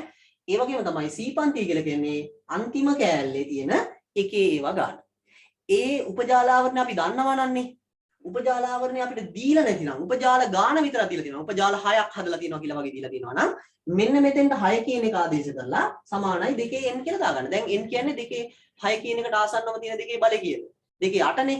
එහෙනම් 8නේ. 8 කියන සංඛ්‍යාව තමයි 2n. 8 කියලා කියන්නේ 2 3. ඒතකොට 3 සමාන n. ඒ කියන්නේ මේක 3යි කියලා හොයාගත්තා කියලා කියන්නේ උපජාල ආවරණයේ A පන්තියේ නම් අන්තිම කෑලි තුනේම තියෙන බිටු 8 කෑලි තුනේම තියෙන එකේ ගාන 3යි. B පන්තිය ගත්ත අන්තිම කෑලි දෙකේම තියෙන එකේව ගාන 3යි. මේ C පන්තිය ගන්න අන්තිම කෑල්ලේ තියෙන එකේව ගාන 3යි. එහෙනම් ඔන්න ඔය විදිහට අපිට අඳුර ගන්න පුළුවන් උපජාල ආවරණය හදන්න පුළුවන්. පරිගණක මේ උපජාල ගන්න දුන්නොත් උපජාල ගාන දුන්නොත් උපජාල ආවරණය දුන්නොත් උපජාල ගාන හදා ගන්න පුළුවන්. ඒ වගේම තමයි තවත් එකක් තියෙනවා මෙතන පරිගණක ගණන කියලා. පරිගණක ගණන. මේකෙන් අපි කරන්න හදන්නේ දෙකේ h ඍණ 2 කියලා මේ උපකරණ කම්පියුටර්ස් කීයක් තියෙනවද කියලා අපි කතා කරන්න හදනවා. එහෙම නැත්නම් පරිගණක කීයක් තියෙනවද කියලා කතා කරන්න හදනවා එක උපජාලේ. එතකොට ඒකත් අර විදිහට තමයි පරිගණක ගාන දුන්නොත් දෙකේ h කියන්නේ කීයද කියලා හොයන්න පුළුවන්. එහෙම නැත්නම් දෙකේ h කියන්නේ කීයද කියලා දන්නවනම් පරිගණක ගාන කීයක් තියෙනවද කියලා හොයන්න පුළුවන්. a කියන්නේ h කියලා කියන්නේ උපජාල ආවරණේ අර වෙනස් කරන්න පුළුවන් කෑල්ල. එහෙම නැත්නම් අර බිංදු තුනක් තිබුණ කෑල්ල තිබ්බනේ a පන්තියේ ඒකේ තියෙන බිංදු ගාන. B පන්තියේ එකේ නම් අර අන්තිම කෑලි දෙකේ තියෙන බිංදු ගාන. C පන්තියේ නම් අන්තිම කෑල්ලේ තියෙන බිංදු ගාන. ඔන්න ඔය විදිහට අපිට උපජාල ආවරණය භාවිතා කරලා සූත්‍ර දෙකක් ගොඩනගන්න පුළුවන්. ඒ වගේම තමයි අර ජාල පරාසය කියලා එකක් තියෙනවා තව. පරාසය. පරාසය කියලා කියන්නේ දෙකේ h. මේකෙන් මේ කරන්න හදන්නේ අපිට හම්බ වෙලා තියෙන IP ලිපිනේ තියෙනවානේ. මේ හැම IP ලිපිනයකටම උපජාල ආවරණයක් තියෙනවානේ. එතකොට අපිට ওই උපජාල ආවරණේ භාවිතා කරලා පුළුවන් ලිපින ඒ කියන්නේ මේකේ තියෙන ලිපින සෙට් එකක්. C පන්ති එකක් නම් ලිපින 256ක් තියෙනවා. බිඳුවෙන් 255 දක්වා. ඒ ලිපින ටික උපජාල වලට බෙදලා දෙන පරාසය තමයි මේකෙන් හොයන්නේ. හොඳද? B පන්ති එකක් නම් ඊට වැඩි. A පන්ති එකක් නම් ඊටත් වැඩි. හොඳයි. මේක ලොකු මේ උපජාල ප්‍රමාණයක් තියෙනවා. sorry මේ ලිපින ප්‍රමාණයක් වෙනවා. ඒ ලිපින ප්‍රමාණය තමයි මේ පරාසය බැගින් බෙදලා දෙන්නේ. මේක 16 ගානේ આવොත් 16 බෙදාගෙන යනවා ලිපින ටික. බිඳුවේ නම් 15 දක්වා එකයි 16 නම් 31 දක්වා එකයි 32 නම් 47 දක්වා එකයි ඔහොම බෙදාගෙන යන්නේ. එතකොට අන්න අපිට මේ සූත්‍ර තුන පුළුවන් නම් මේ ගාන EC මේකෙන් එන ගාන. MCQ වල ලොකු ගණන් එන්නේ නැහැ. ගොඩක් වෙලාවට පරාසයක් අහයි. එහෙම නැතිනම් උපජාල ගානක් දීලා උපජාල ආවරණය මොකද්ද කියලා අහයි. එහෙම නැත්නම් පරිගණක ගානක් දීලා උපජාල ආවරණය අහයි. මොනවා කරත් කමක් නැහැ. අපිට පුළුවන් බිංදු ගාන හරි එකේ ගාන හරි මේ සූත්‍ර වලින් හොයාගත්තා නම් උපජාල ආවරණය හොයන්න පුළුවන්. උපජාල ආවරණය දුන්නොත් එහෙම ටුක් ගාලා බැලුවා ජාල පන්තිය මොකද්ද කියලා දෙකේ බලයක් විතර දාන්න එකේව ගාන උපජාල ගාන බලනවා. දෙකේ බලයක් විතර දාන්න පරිගණක ගන්න දෙකක් අඩු කරන්න එක ජාලයක පරිගණක ගන්න කොච්චරද කියනවා. හරිනේ. ඒ වගේම අපිට මේකෙන් එන්න පුළුවන් තව මෙහෙම එකක්. අපිට IP ලිපිනයක් දීලා කියනවා එක්තරා ජාලයක උපජාලයකට මේක අයිති වෙලා තියෙන්නේ මේක අයිති ජාල පරාසය පෙන්වන්න කියලා. එතකොටත් අර උපජාල ආවරණය හොයාගෙන ඔයගොල්ලෝ පරාසය හදලා ඒ පරාසයෙන් ගන්න ඕනේ. නිකන් ගෙස් කරලා උත්තර ගහන්න එපා. මේක නම් වෙන්න පුළුවන් මේක වෙන්න බෑ කියලා. ඒ වගේම තමයි ජාල ලිපින පරාසයක අපිට මතකයි පළවෙනි ලිපිනේ සහ අන්තිම ලිපිනේ වෙන් කරනවා මේ විකාශන ලිපිනේ ජාල ලිපිනේ සහ විකාශන ලිපිනේ කියලා. ඒ අංක දෙකත් සත්කාරක ගණයට අයිති වෙන්නේ නැහැ. ඒ කියන්නේ කම්පියුටර්ස් වලට දෙන්න බෑ. උදාහරණයක් 0 ඉඳන් 15 දක්වා එක පරාසයක් දෙනවා නම් එක ජාලයකට 0 කියන අංකයයි 15 කියන අංකයයි අයින් වෙනවා. එතකොට 1 ඉඳන් 14 දක්වා තමයි වළංගු IP ලිපින. ඔයගොල්ලෝගෙන් අහන්න පුළුවන් ඔය වගේ වළංගු IP ලිපිනයක් වන්න කියලා. එතකොට ඔයගොල්ලෝ කරන්න ඕනේ පරාසය හොයාගෙන ඒ පරාසය බැගින් බෙදලා දෙන්න IP ලිපින. එතන අර දෙකට අයිති වෙන්නේ නැති එකක් තියෙනවා නම් ඒවා වළංගු. ආරම්භක අවසානික වෙනවා නම් ඒවා වළංගු IP ලිපින නෙවෙයි. එහෙම නැත්නම් ඒවා පරිගණක වලට ලබා දෙන්න බෑ. හොස්ට් වලට ලබා දෙන්න බැරි ඒවා. හරි ඊළඟට මේකෙදී අපි කතා කරනවා මේ අන්තර්ජාලීය ක්‍රියාත්මක වන නියමාවලි ටිකක් මේ පාඩමේ. ඒ වගේමුත් අහනවා නේ. නියමාවලි වල විශේෂම එකක් තමයි HTTP කියලා කියන්නේ. HTTP වලින් තමයි අපිට වෙබ් බ්‍රවුසර් එකට data අරගෙන එන්නේ. ඒ කියන්නේ සර්වර් එකේ ඉඳලා අපිට වෙබ් බ්‍රවුසර් එකට data එන්නේ. FTP කියලා තියෙනවා ෆයිල් ට්‍රාන්ස්ෆර් ප්‍රොටෝකෝල්. එයාගෙන් තමයි ෆයිල් එක ගොනුවක් හුවමාරු කරන්නේ අපේ පරිගණකේ ඉඳලා සර්වර් එකට සහ සර්වර් එකේ ඉඳලා අපේට. ඒ වගේම තමයි අනිත් එක DHCP. එයා තමයි IP ලිපිනයක් දෙන්නේ ඉන්ටර්නෙට් යන පරිගණකයකට අන්තර්ජාල නියමාවලිය. එහෙම නැත්නම් මේ IP ඇඩ්‍රස් එකක් ලබා දෙන්නේ යා. IP ඇඩ්‍රස් එක නැතුව ඉන්ටර්නෙට් යන්න බෑ. මොකද අපි දන්නවා IP ඇඩ්‍රස් එකෙන් තමයි කම්පියුටර්ස් අපි කියන දන අඳුනගන්නේ. ඒ වගේම තමයි තව එකක් කතා කරනවා මේ ඊමේල් සම්බන්ධව SMTP කියලා. එයා තමයි ඊමේල් අරගෙන යන්නේ. ඒ වගේම තමයි උතන තව එකක් තියෙනවා POP3 කියලා. එයා තමයි ඊමේල් අරගෙන එන්නේ සර්වර් එකේ ඉඳලා අපේ කම්පියුටරේට. ඒ වගේම තමයි උතනම තව එකක් තියෙනවා මොනවාද මේ ICMP නෙමෙයි මේ IMAP කියලා. ඉන්ටර්නෙට් මැසේජ් ඇක්සස් ප්‍රොටෝකෝල් කියලා. IMAP එකකින් වෙන්නේ ඊමේල් සර්වර් එකේ ඉඳලා POP ට ගෙනල්ලා දෙන්නේ යා පණිවිඩය. POP එතකොට සර්වර් එකට ගිහිල්ලා ගන්නේ නැහැ. ඔන්න ඔකත් විශේෂයි. ඊළඟට තව අපිට තියෙනවා මොනවාද මේ ICMP කියලා. Internet control message protocol. එහෙම නැත්නම් අපි ඔකට කියනවා මේ අන්තර්ජාලයේ ඇතුලේ messages error messages pass කරන නියමාවලිය කියලා කියනවා. නියමාවලිය කියලා පොදුවේ කියන්නේ මේ වැඩපිළිවෙලක් මුදුකාංගයක් වගේ අන්තර්ජාලයේ ක්‍රියාත්මක වෙන්න අත්‍යවශ්‍ය සාධක ටිකක්. ඊට පස්සේ තවත් කතා කරන තවත් ඒවා තියෙනවා මේ DNS කියලා නියමාවලියක් තියෙනවා. ඒකෙන් තමයි IP ලිපිනයක් web ලිපිනයක් IP ලිපිනයක් බවට පරිවර්තනය කරන්න අරගෙන ඉන්නේ. ඊට පස්සේ තවත් වැදගත් වෙනවා අපිට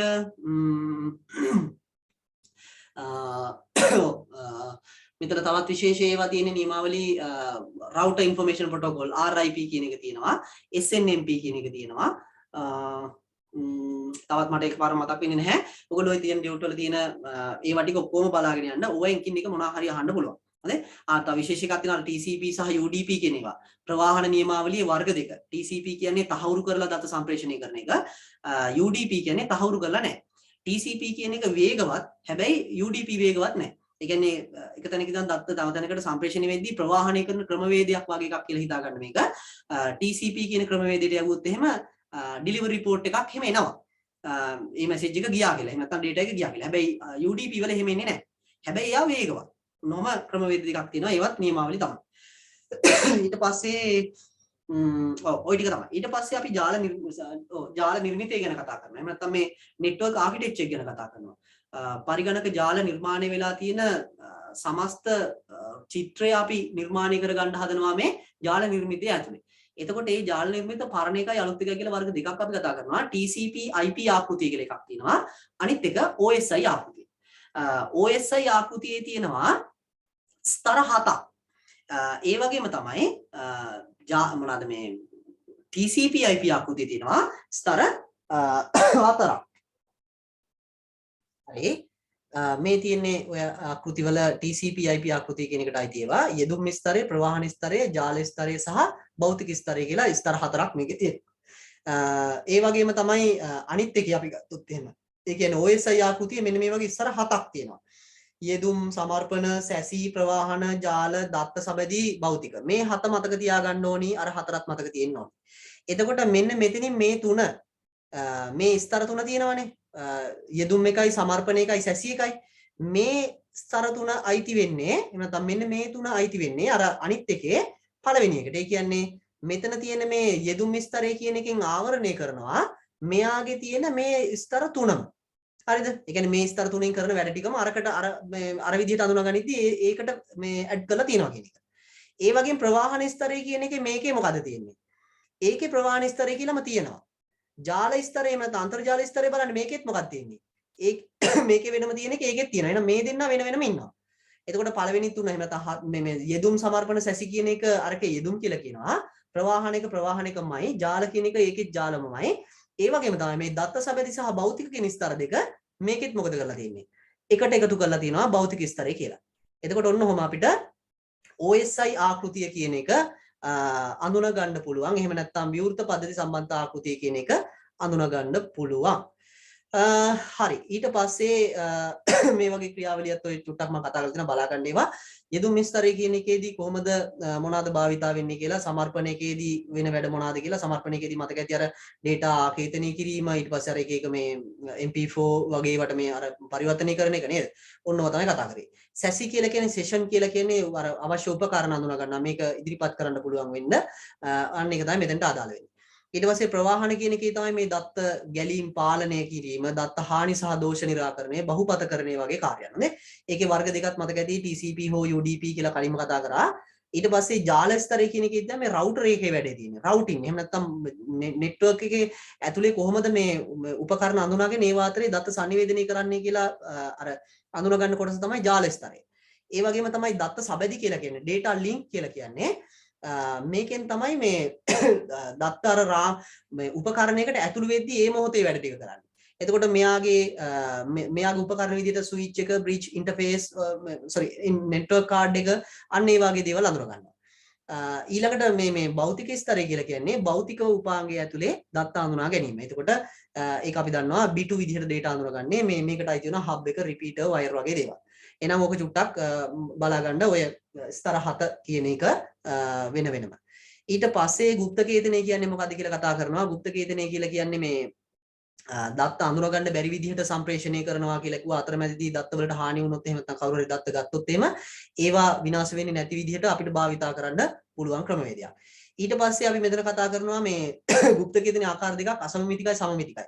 අසමමිතික කියලා කියන්නේ පොදු යතුරක් භාවිතා කරලා මේ කේතනය කරන ඒවා ඕනෑම පෞද්ගලික යතුරකින් විකේතනය කරන එක.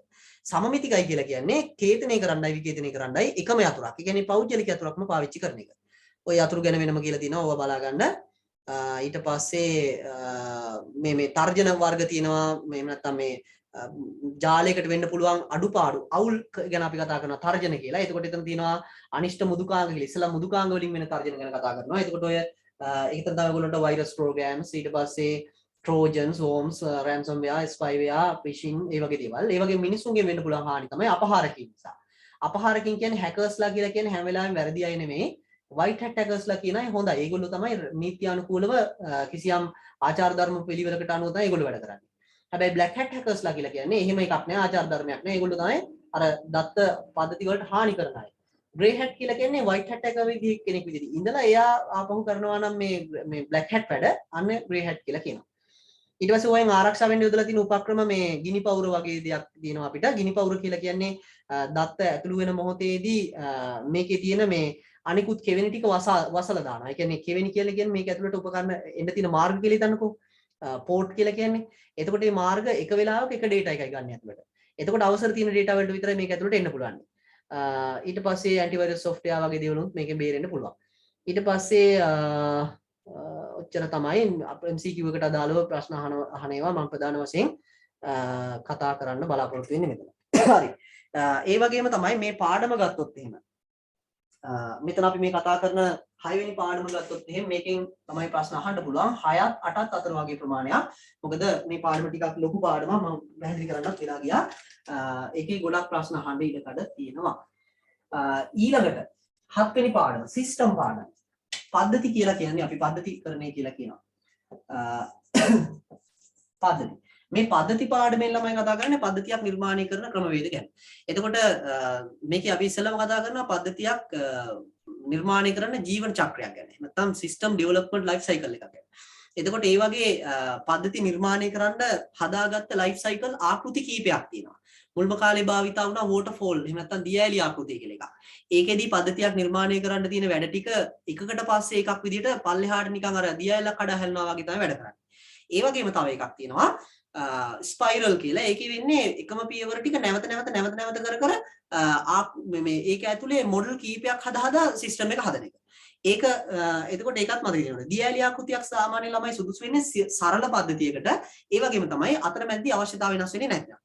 ස්පයිරල් එක ගැලපෙන්නේ මොනවාද මේ මේකේ තියෙන මොනවාද මේ වෙනස් වෙනව නම් අවශ්‍යතා. ඒ වගේම තමයි සංකීර්ණයි නම් පද්ධතිය තීරුම් ගන්න අපහසුයි වගේ නම් අන්න ස්පයිරල් එක ගැලපෙනවා. එහෙම නැත්නම් අපි ඔක කියන සර්පිල කියලා. ඒ වගේම ඇජයිල් කියලා එකක් අපි කතා කරන අලුත් එකක්. ඇජයිල් සිස්ටම් එක ගැනත් නෝට් එක චුට්ටක් කියවගන්න. ඊට පස්සේ RAD කියලා කියනවා. Rapid application development. එහෙම නැත්නම් ශීඝ්‍ර සංවර්ධන ආකෘතිය කියලා. ශීඝ්‍ර සංවර්ධන ආකෘතියට අනුව මේ සිස්ටම් එකක් ඩෙවලොප්මන්ට් කරනවා නම් ප්‍රධාන වශයෙන්ම ඩෙවලොපින් කියන වැඩේට අවධානය යොමු කරන්නේ. ඒ කියන්නේ ඒ සිස්ටම් එකක් ගැලපෙන්නේ ඉතා ඉක්මනින් අවශ්‍ය වෙන අවශ්‍යතා දැනටමත් අඳුනගෙන තියනවා වගේ නම් අන්නේ සිස්ටම් එක RAD වලට ගැලපෙනවා. ඔය වගේවා අපෙන් අහන්න පුළුවන් මොකක් හරි ඡේදයක් දීලා සිස්ටම් එකක් ගැන කියලා ඒක ගැලපෙන්නේ මොන වගේ ඩෙවලොප්මන්ට් ලයිෆ් සයිකල් එකක්ද කියලා අහන්න පුළුවන්. ඒ වගේම තමයි ඊළඟට කතා කරනවා SSADM කියන ආකෘතියට අනුව එහෙම නැත්නම් ව්‍යුහගත පද්ධතියක් අපි නිර්මාණය කරද්දී තියෙන සිස්ටම් ඩෙවලොප්මන්ට් ලයිෆ් සයිකල් එකේ ස්ටෙප් ටික පියවර ටික. ඒකෙදී අපිට හම් වෙන ඉස්සෙල්ලාම ගැටලුවක් හඳුනා ගැනීම කියන එක. ඒකෙදී අපිට හම් වෙනවා මූලික විමර්ශනය සහ ශක්තිතා අධ්‍යයනය කියලා වර්ග දෙකක්. ශක්තිතා අධ්‍යයන වර්ග හතර මතක තියාගන්න. මෙහෙයුම් ශක්තිතාවය, තාක්ෂණික ශක්තිතාවය, ආර්ථික ශක්තිතාවය සහ මට අන්තිම මතක මෙහෙයුම් තාක්ෂණික ආර්ථික සහ ආයතනික. ඔන්න ඔය ශක්තිතා වර්ග හතර ඉතා විශේෂයි. ඒක මතක තියාගන්න. ඔය මොකක් හරි එකක් අහන්න පුළුවන්. මේක අයිති වෙන්නේ මොන ශක්තිතා අධ්‍යයන වර්ගෙද කියලා. ඒ වගේම තමයි දෙවෙනි පියවර තියෙන්නේ ගැටලුව විශ්ලේෂණය කිරීම කියලා. මේකේ තමයි අර දෙවෙනි ප්‍රශ්නේදී ඔයගොල්ලන්ට අර ඩයග්‍රෑම් එක මනින්න දෙන්නේ DFD එම අවශ්‍යතා විශ්ලේෂණය කරන කැලේදී. එතනදී ඉස්සෙල්ලාම අවශ්‍යතා අඳුනා ගන්නවා කාර්යබද්ධ සහ කාර්යබද්ධ නොවන කියලා. කාර්යබද්ධ අවශ්‍යතාවයක් කියලා කියන්නේ ඒ සිස්ටම් එකෙන් ඍජුවම අපිට කර ගැනීමට බලාපොරොත්තු වෙන කාර්යයක් නම් ඒකට අපි කියනවා කාර්යබද්ධ අවශ්‍යතාවයක් කියලා. ඒ වගේම තමයි ඒ සිස්ටම් එකෙන් අපි ඍජුවම ඉටු කර ගන්න බලාපොරොත්තු වෙන්නේ නැහැ. ඒ වැඩක් කරද්දී සිස්ටම් එකට උදව්වක් වෙන ගුණාත්මක භාවය වැඩි කරන්න දායක වෙන දෙයක් තියෙනවා නම් අන්න ඒවට කියන අපි කාර්යබද්ධ නොවන අවශ්‍යතාව කියලා. අනිවාර්යයෙන්ම කාර්යබද්ධ අවශ්‍යතාව සහ කාර්යබද්ධ නොවන අවශ්‍යතාව වලින් ප්‍රශ්නයක් එනවා. මොන හරි මේ අපිට දෙන්න පුළුවන් වාක්‍ය දෙක තුනක් දීලා මේවෙන් කාර්යබද්ධ අවශ්‍යතාවයක් වන්නේ නොවන්නේ කාර්යබද්ධ නොවන අවශ්‍යතාවයක් වන්නේ ඔය වගේම දෙන්න පුළුවන්. ඒ වගේම කාර්යබද්ධ අවශ්‍යතාවවල වර්ග දෙකක් තියෙනවා අත්‍යවශ්‍ය සහ අත්‍යවශ්‍ය නොවන කියලා. ඒක දැනගන්න පුළුවන් අත්‍යවශ්‍ය නම් යුතුයමයි කියලා දෙනවා අත්‍යවශ්‍ය නොවන නම් යුතුය කියලා දෙනවා. කාර්යබද්ධ නොවන ඒ වගේත් එහෙම යුතුයමයි සහ යුතුය කියලා දෙනවා. ඒකවලත් අත්‍යවශ්‍ය සහ අත්‍යවශ්‍ය නොවන කියලා මතක තියාගන්න. ඊට පස්සේ ඔය අවශ්‍යතාව අඳුනගන්න තියෙන tools ගත්තොත් එහෙම අපිට හම්බ වෙනවා අවශ්‍යතා හඳුනා ගැනීම මේවලම් ඇතුලේ BAM diagram එක එකෙන් නම් අහන්නේ නැහැ. ඔය ප්‍රශ්න වලට මට හිතෙන්නේ DFD එක තියෙනවා. DFD එකත් දෙවෙනි ප්‍රශ්නේ ප්‍රධාන එකක් හැදෙන නිසා MCQ වලට ගොඩක් වෙලාවට අහන්නේ නැහැ. ඔය diagram ටික තියෙනවා. ඊට පස්සේ මොනවාද මේ අපිට තියෙනවා ඊළඟට කතා කරන්න ඕකේ සංවර්ධනය කියන එක. සංවර්ධනය කියන එකෙන් ලොකුට ප්‍රශ්න අහන්නේ නැහැ. ඒ වගේම තමයි සංවර්ධනය කරලා පස්සේ පරීක්ෂා කිරීම ටෙස්ටිං කියන එක තියෙනවා. පරීක්ෂා කිරීමේ ආකාර දෙකක් තියෙනවා. එහෙම නැත්නම් ක්‍රමවේද දෙකක් තියෙනවා. ශ්වේත මනුසා පරීක්ෂාවයි කාල මනුසා පරීක්ෂාවයි. ශ්වේත මනුසා පරීක්ෂාව කියලා කියන්නේ සම්පූර්ණ පද්ධතියක තියෙන කේතන එහෙම නැත්නම් අභ්‍යන්තරය නිවැරදිද කියලා පරීක්ෂා කරන එක. අභ්‍යන්තර කේතන සහ තර්ක කියන ඒවා හරියට හැදිලා තියෙනවද කියන්නේ. ඒ වගේම තමයි ඒ කියන්නේ ඒක කරන්න නම් දැනුමක් තියෙන්න ඕනේ මෘදුකාංග සංවර්ධනය පිළිබඳව. ඒ කියන්නේ වියදම වැඩි එකක් ශ්වේත මනුසා කියන්නේ. එතකොට අනිත් එක තමයි කාල මනුසා. ඒකේ කියන්නේ මේ ආදාන කරන දත්ත වලට ගැලපෙන ප්‍රතිදානය නේද කියලා. ඇතුලේ හදලා තියෙන්නේ කොහොමද කියලා අපිට වැඩක් නැහැ. එතකොට ඒක ඒ ක්‍රමවේදයයි. එතකොට මෘදුකාංග සංවර්ධනයක් අවශ්‍ය නැහැ කරන්න කාට හරි. ඊළඟට තියෙනවා මෙන්න මේ මොනවාද මේ ක්‍රමවේද දෙකටම කරන ටෙස්ටිං වර්ග හතරක්. එකක් තමයි ඒකක පරීක්ෂාව. ඒක ශ්වේත මනුසා. දෙවෙනි එක ඒකාබද්ධ පරීක්ෂාව. ඒකත් ශ්වේත මනුසා. තුන්වෙනි එක තියෙනවා පද්ධති පරීක්ෂාව සිස්ටම් ටෙස්ටිං. ඒක ඇවිල්ලා කාල මනුසා. ඒ වගේම අනිත් එක තියෙනවා මොනවාද මේ ප්‍රතිගාහන පරීක්ෂාව. නැත්නම් පිළිගැනීම් පරීක්ෂාව. ඒකේ වර්ග දෙකක් තියෙනවා අභ්‍යන්තර ප්‍රතිගාහන පරීක්ෂාව සහ බාහිර ප්‍රතිගාහන පරීක්ෂාව කියලා. ඒවට බලාගෙන යන නෝට් එක ඔයෙන් අහන්න පුළුවන්. ප්‍රතිගාහන පරීක්ෂාව වර්ග දෙක වන්නේ එහෙම චුට්ටක් නිකන් අදහසක් දෙන්න පුළුවන්. ඒ වගේම පරීක්ෂා කරාට පස්සේ ඊළඟ පියවර තමයි ස්ථාපනය කිරීම. පද්ධති ස්ථාපනය. පද්ධති ස්ථාපනය කිරීමත් ප්‍රධාන ආකාර කීපයක් තියෙනවා. එකක් තමයි ඍජු ස්ථාපනය. දෙවෙනි එක අවදි ස්ථාපනය. ඍජු කියලා කියන්නේ තියෙන සිස්ටම් එක අයින් කරලා දාලා අලුත් සිස්ටම් එක විතරක් ඉන්ස්ටෝල් කරන එක. සමාන්තර කියලා කියන්නේ තියෙන පද්ධතියයි අලුත් එකයි දෙකම එකවර සමාන්තරව කරගෙන යන එක. ඒ වගේම තමයි අවදි ස්ථාපනය කියලා එකක් තියෙනවා. ඒ වගේම නියමු ස්ථාපනය කියලා එකක් තියෙනවා. pilot implementation. ඔය ටික මතක තියාගන්න implementations ටික ඒවයින් ප්‍රශ්න අහන්න පුළුවන්. මම මේ highlight කරගෙන යන්නේ පාඩම. එතකොට ඒකෙමුත් එකක් අහන්න. ඊට පස්සේ ඊළඟ පියවර විදිහට තියෙන්නේ මොනවාද පද්ධති නඩත්තුව කියන එක. ඒකෙන් ලොකුවට ඉතින් අපෙන් අහන්න එකක් ප්‍රශ්නයක් උඩ ඇහෙන එකක් නෑ. ඊට පස්සේ තව අර ඔයගොල්ලන්ට පොඩි තියරි කැලලක් තියෙනවා මේ මොනවාද මේවා ගැන bespoke system ගැන. ඒක ගැන ලොකුවට අහන එකක් නැහැ කියලා මම හිතනවා. එතකොට 7 වෙනි පාඩමෙන් සාමාන්‍ය ප්‍රශ්න අහන්න පුළුවන් ළමයි 5ත් 7ත් අතර වගේ ප්‍රමාණයක් ඒ පාඩමත් විශේෂයි ඒ නිසා. ඊළඟට විශේෂ පාඩමක් තියෙනවා 8 databases. එහෙම නැත්නම් දත්ත සමුදාය. දත්ත සමුදාය. මේ දත්ත සමුදාය කියන පාඩමෙන් අපි කතා කරන්නේ database එකක් හදන එකත් ඒ හදන database එකේ plan කරන එකත් plan කරන database එක real world එහෙම නැත්නම් ඇත්තටම හදන එකත් ඒ වගේම හදපු එකට දත්ත දාන්න ගන්න වගේ වැඩවලටත් ඒ වගේම ප්‍රමත කරන කියලා වැඩ. ඉස්සෙල්ලාම අපි දත්ත සමුදාය plan කරනවා කියන එකේදී අපි ER diagram කතා කරනවා. එතන ඔයගොල්ලන්ට එන්න පුළුවන් ER diagram එකක් දීලා ඒකේ relational schema ලියන්න කියලා. උදාහරණයක් විදිහට මෙහෙම. student කියලා එකක් තියෙනවා entity එකක්. ඊට පස්සේ තියෙනවා subject කියලා මේකේ හිතන්න stid තිබ්බා කියලා මොනවාද මේකක් විදිහට උපලැකියක් විදිහට. ඊට පස්සේ මෙතන තිබ්බා කියලා හිතන්න name. මේකේ sid කියලා එකක් තිබ්බා කියලා හිතන්න. මෙතන තියෙනවා s name subject එකේ name එක. ඊට පස්සේ මේ දෙන්න අතරේ සම්බන්ධතාවයක් තිබුණා කියලා හිතන්න.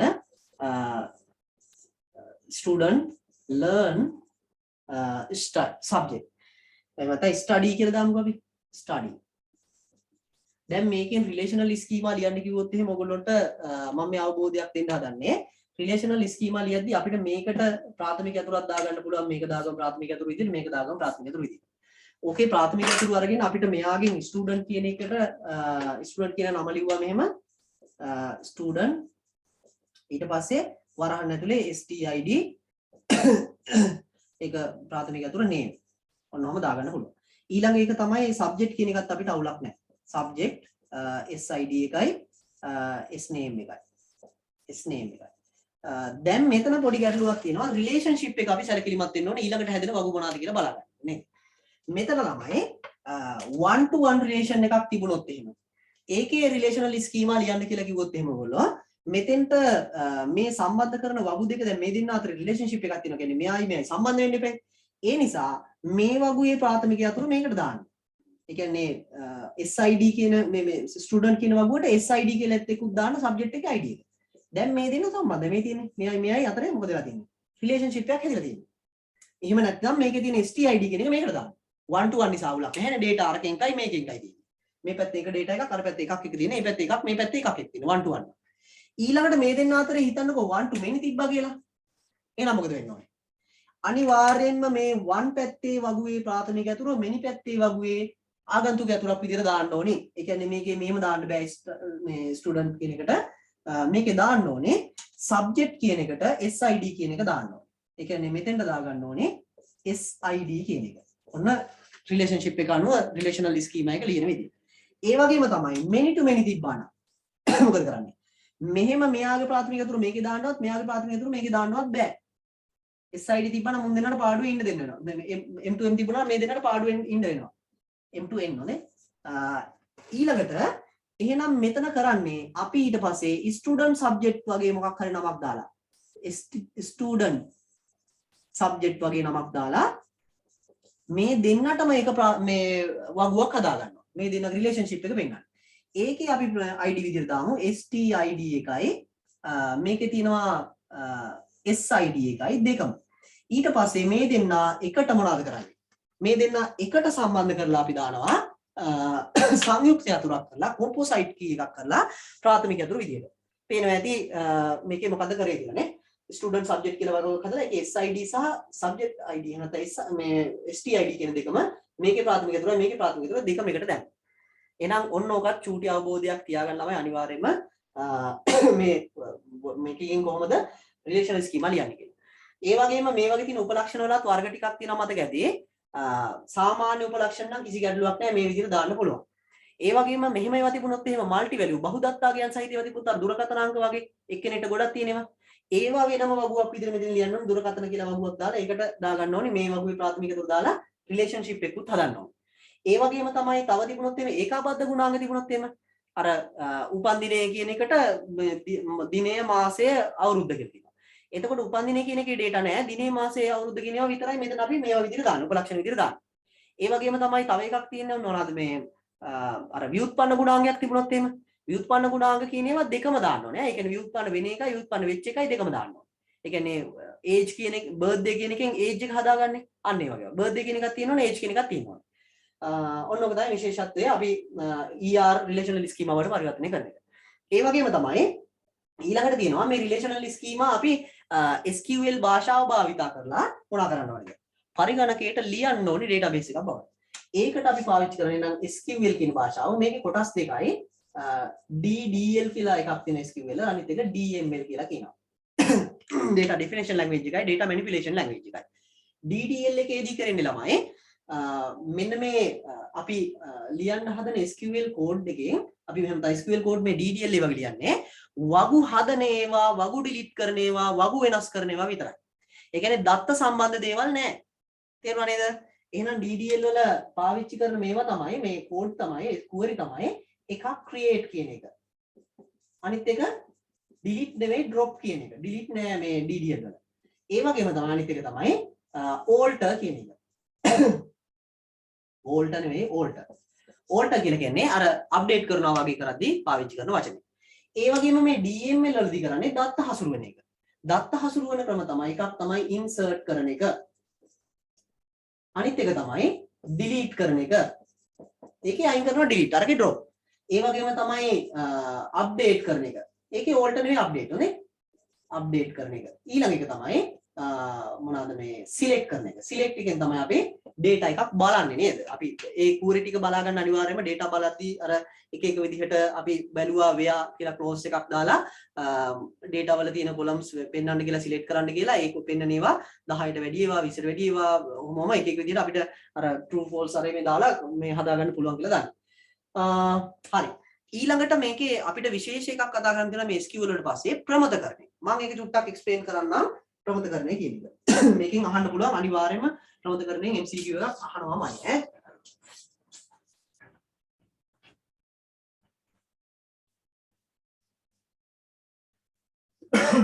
හරි. ප්‍රමතකරණයේදී ළමයි අපි කරන්න හදන්නේ ඔයගොල්ලන්ට වගුවක් තිබුණා කියලා හිතන්නකෝ මෙහෙම. නෑ. මෙහෙම ගන්නකෝ. ඔව් වගුවක් ගමුකෝ අපි. ස්ටුඩන්ට් කියලා වගුවක් ගමු. ස්ටුඩන්ට් මේකේ stid කියන එක තියෙනවා. ඊට පස්සේ name එක තියෙනවා. ඊට පස්සේ age එක තියෙනවා. දැන් මේ වගේ වගුවක හරිද? මේ වගේ වගුවක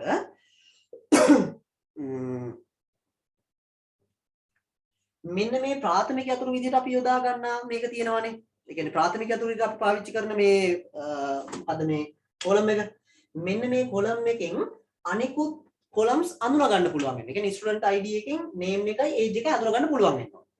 ඒකට අපි කියනවා පූර්ණ පරායක්තයි කියලා. ඒ කියන්නේ මෙයාගේ මේ ඔක්කොම අඳුන ගන්න පුළුවන් නම් අපි කියනවා පූර්ණ පරායක්තයි කියලා.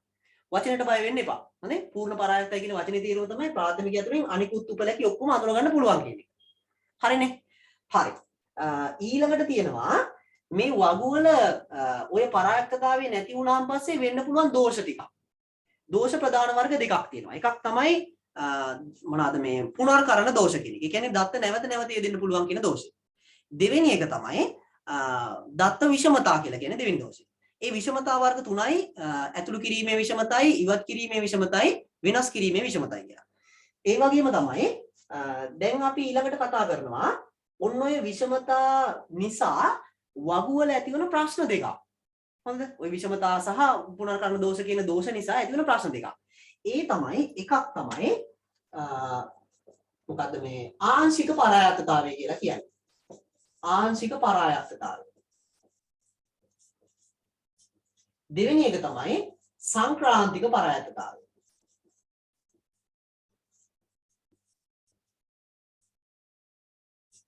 හරි.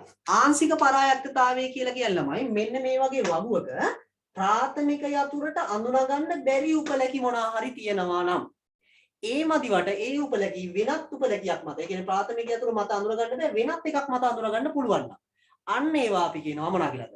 ආංශික පරායත්තතා කියලා. ආයෙත් කියන්නම් වගුවක ප්‍රාථමික යතුරෙන් අඳුනගන්න බැරි උපලැකි තියෙනවා. ඒ මදිවට ඒ උපලැකිය වෙනත් උපලැකියක් මත අඳුනගන්නත් පුළුවන්. අන්න ඒවා අපි කියනවා ආංශික පරායත්තතා. එහෙම නැත්නම් මේ කියන ගැටලුවක්. දෙවෙනි එක සංක්‍රාන්තික පරායත්තතාවය. සංක්‍රාන්තික පරායත්තතා කියලා කියන්නේ මේකේ තියෙන උපලැකි නැත්නම් ප්‍රාථමික යතුරු මගින් ඔක්කොම වෙන වෙනම අඳුනගන්න පුළුවන්.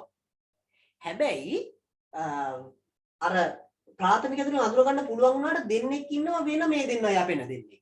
ආන්න එකට අපි කියනවා සංක්‍රාන්තිකයි කියලා. ආංශික පරායත්තතාවයේ එතකොට තියෙන්නේ වගුවක ප්‍රාථමික යතුරු අඳුනගන්න බැරි උපලැකි තිබිලා ඒ දෙන්නෙක් වෙනම රිලේෂන් එකක් තියෙන එක. සංක්‍රාන්තික පරායත්තතාවයේ ඔක්කොම තියෙනවා අඳුනගන්න පුළුවන්. හැබැයි දෙන්නෙක් විතරක් වෙනම පොඩි රිලේෂන් එකක් පවත්වාගෙන යනවා. අන්න ඒ වගේ කේස්. එහෙනම් අපි අනිවාර්යයෙන්ම දැනගන්න ඕනේ මෙන්න මේ පරායත්තතාව ගැන. මම ඕක මේකක් දාලම වීඩියෝ එකක් දාලම ඔයාලට එක්ස්ප්ලেইন කරන්න. එතකොට තේරුම් ගන්න මේ ස්ක්‍රීන් එකක් දාලම ෂෙයා කරලම පැහැදිලි කරන්න ඈ. දැන් මම ඔය කිව්ව විදිහටම පරායත්තතාවයන් ගැන ආයි පාරක් මම චුට්ටක් කියන්නම්. මොකද ඕක තේරුම් ගන්න බැරි වුණොත් මේ ගාන හදා ගන්නම් බෑ. හොඳේ. පූර්ණ පරායත්තතාවය කියලා කියන්නේ මෙන්න මේ වගේ වගුවක ID කියන එකයි මත පදනම් වෙලා names අඳුනගන්න පුළුවන් locations අඳුනගන්න පුළුවන්. ඒ කියන්නේ මෙයාගේ මෙයාවයි දෙකම අඳුනගන්න පුළුවන් කියන එක වෙන වෙනම වෙන් කළා. ඒ වගේම ආංශික පරායත්තතාවය කියලා කිව්වේ මේ බලන්න වගුවක උපලැකි වෙන වෙනම හඳුනා ගැනීමට ප්‍රාථමික යතුරු මත යැපෙන මත පමණක් හඳුනා ගැනීමට ප්‍රාථමික යතුරු මත පමණක් හඳුනාගත නොහැකි උපලැකි පවතීමයි. ඒ කියන්නේ ප්‍රයිමරි කී එකෙන් විතරක් අඳුනගන්න බැරි ඒවා තියෙනවා. ඒ හඳුනා ගැනීමට ප්‍රාථමික යතුරු නොවන තවත් උපලැකියක්ද අවශ්‍ය වේ. ඒ කියන්නේ මේ තියෙන්නේ ස්ටුඩන්ට් නම්බර් කියලා ගත්තොත් මේ තියෙන්නේ ප්‍රාථමික යතුරු. මම යටින් ඉරක් ඇඳලා තියෙනවා. ඒ වගේම ස්ටුඩන්ට් නේම්ස් අඳුනගන්න පුළුවන් ID නම්බර් එකෙන් 0.1 කියන්නේ කවුද 0.2 කවුද 0.3 කවුද කියලා. එයාලා කරන ප්‍රොජෙක්ට් අඳුනගන්න පුළුවන්. අවුලක් නැහැ. 0.1 ගේ 100 0.2 ගේ 101 0.3 ගේ 102 කියලා.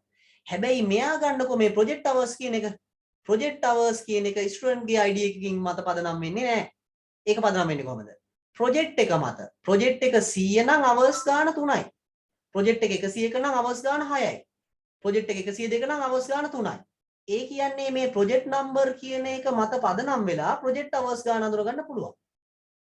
student number එක බලාගෙන මේකේ මේ hours ගාන තීරණය වෙන්නේ නැහැ. ඒ කියන්නේ කෙලින්ම මෙයාගේ දත්ත වලින් තමයි මෙයා තීරණය වෙන්නේ කියලා අපිට තේරෙනවා. අන්න ඒ වාගේ ඒවා තමයි මේ කියන්නේ ආංශික පරායත්තතාවය කියලා. ඒ වගේම ආංශික පරායත්තතාවය අඳුරගන්න ඕගොල්ලන්ට තවත් ක්‍රමයක් තියෙනවා.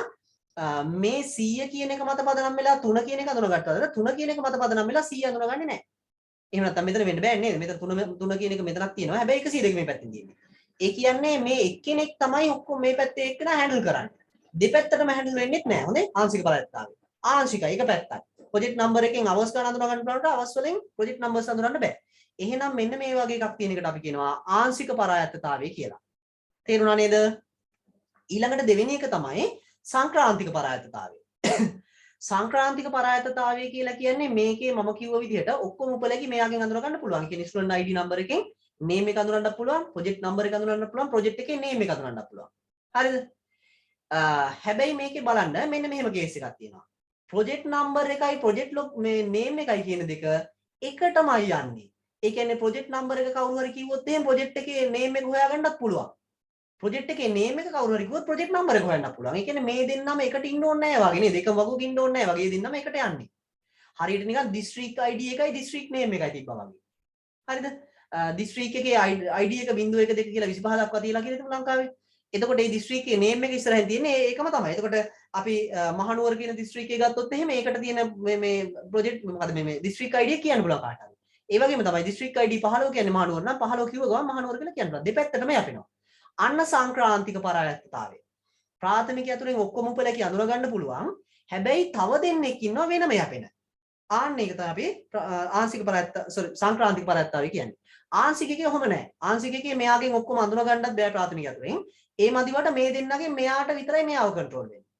එහෙනම් ඔන්න ඕක මත පදනම් වෙලා දැන් අපි මේ ওই දෙක නැති කරන්න යන එක තමයි ප්‍රමතකරණය කියලා කියන්නේ. ප්‍රමතකරණය කියන එකේ මට්ටම් තුනක් තියෙනවා ළමයි. ශූන්‍ය ප්‍රමතකරණය, ප්‍රථම ප්‍රමතකරණය, දෙවන සහ තෙවන කියලා.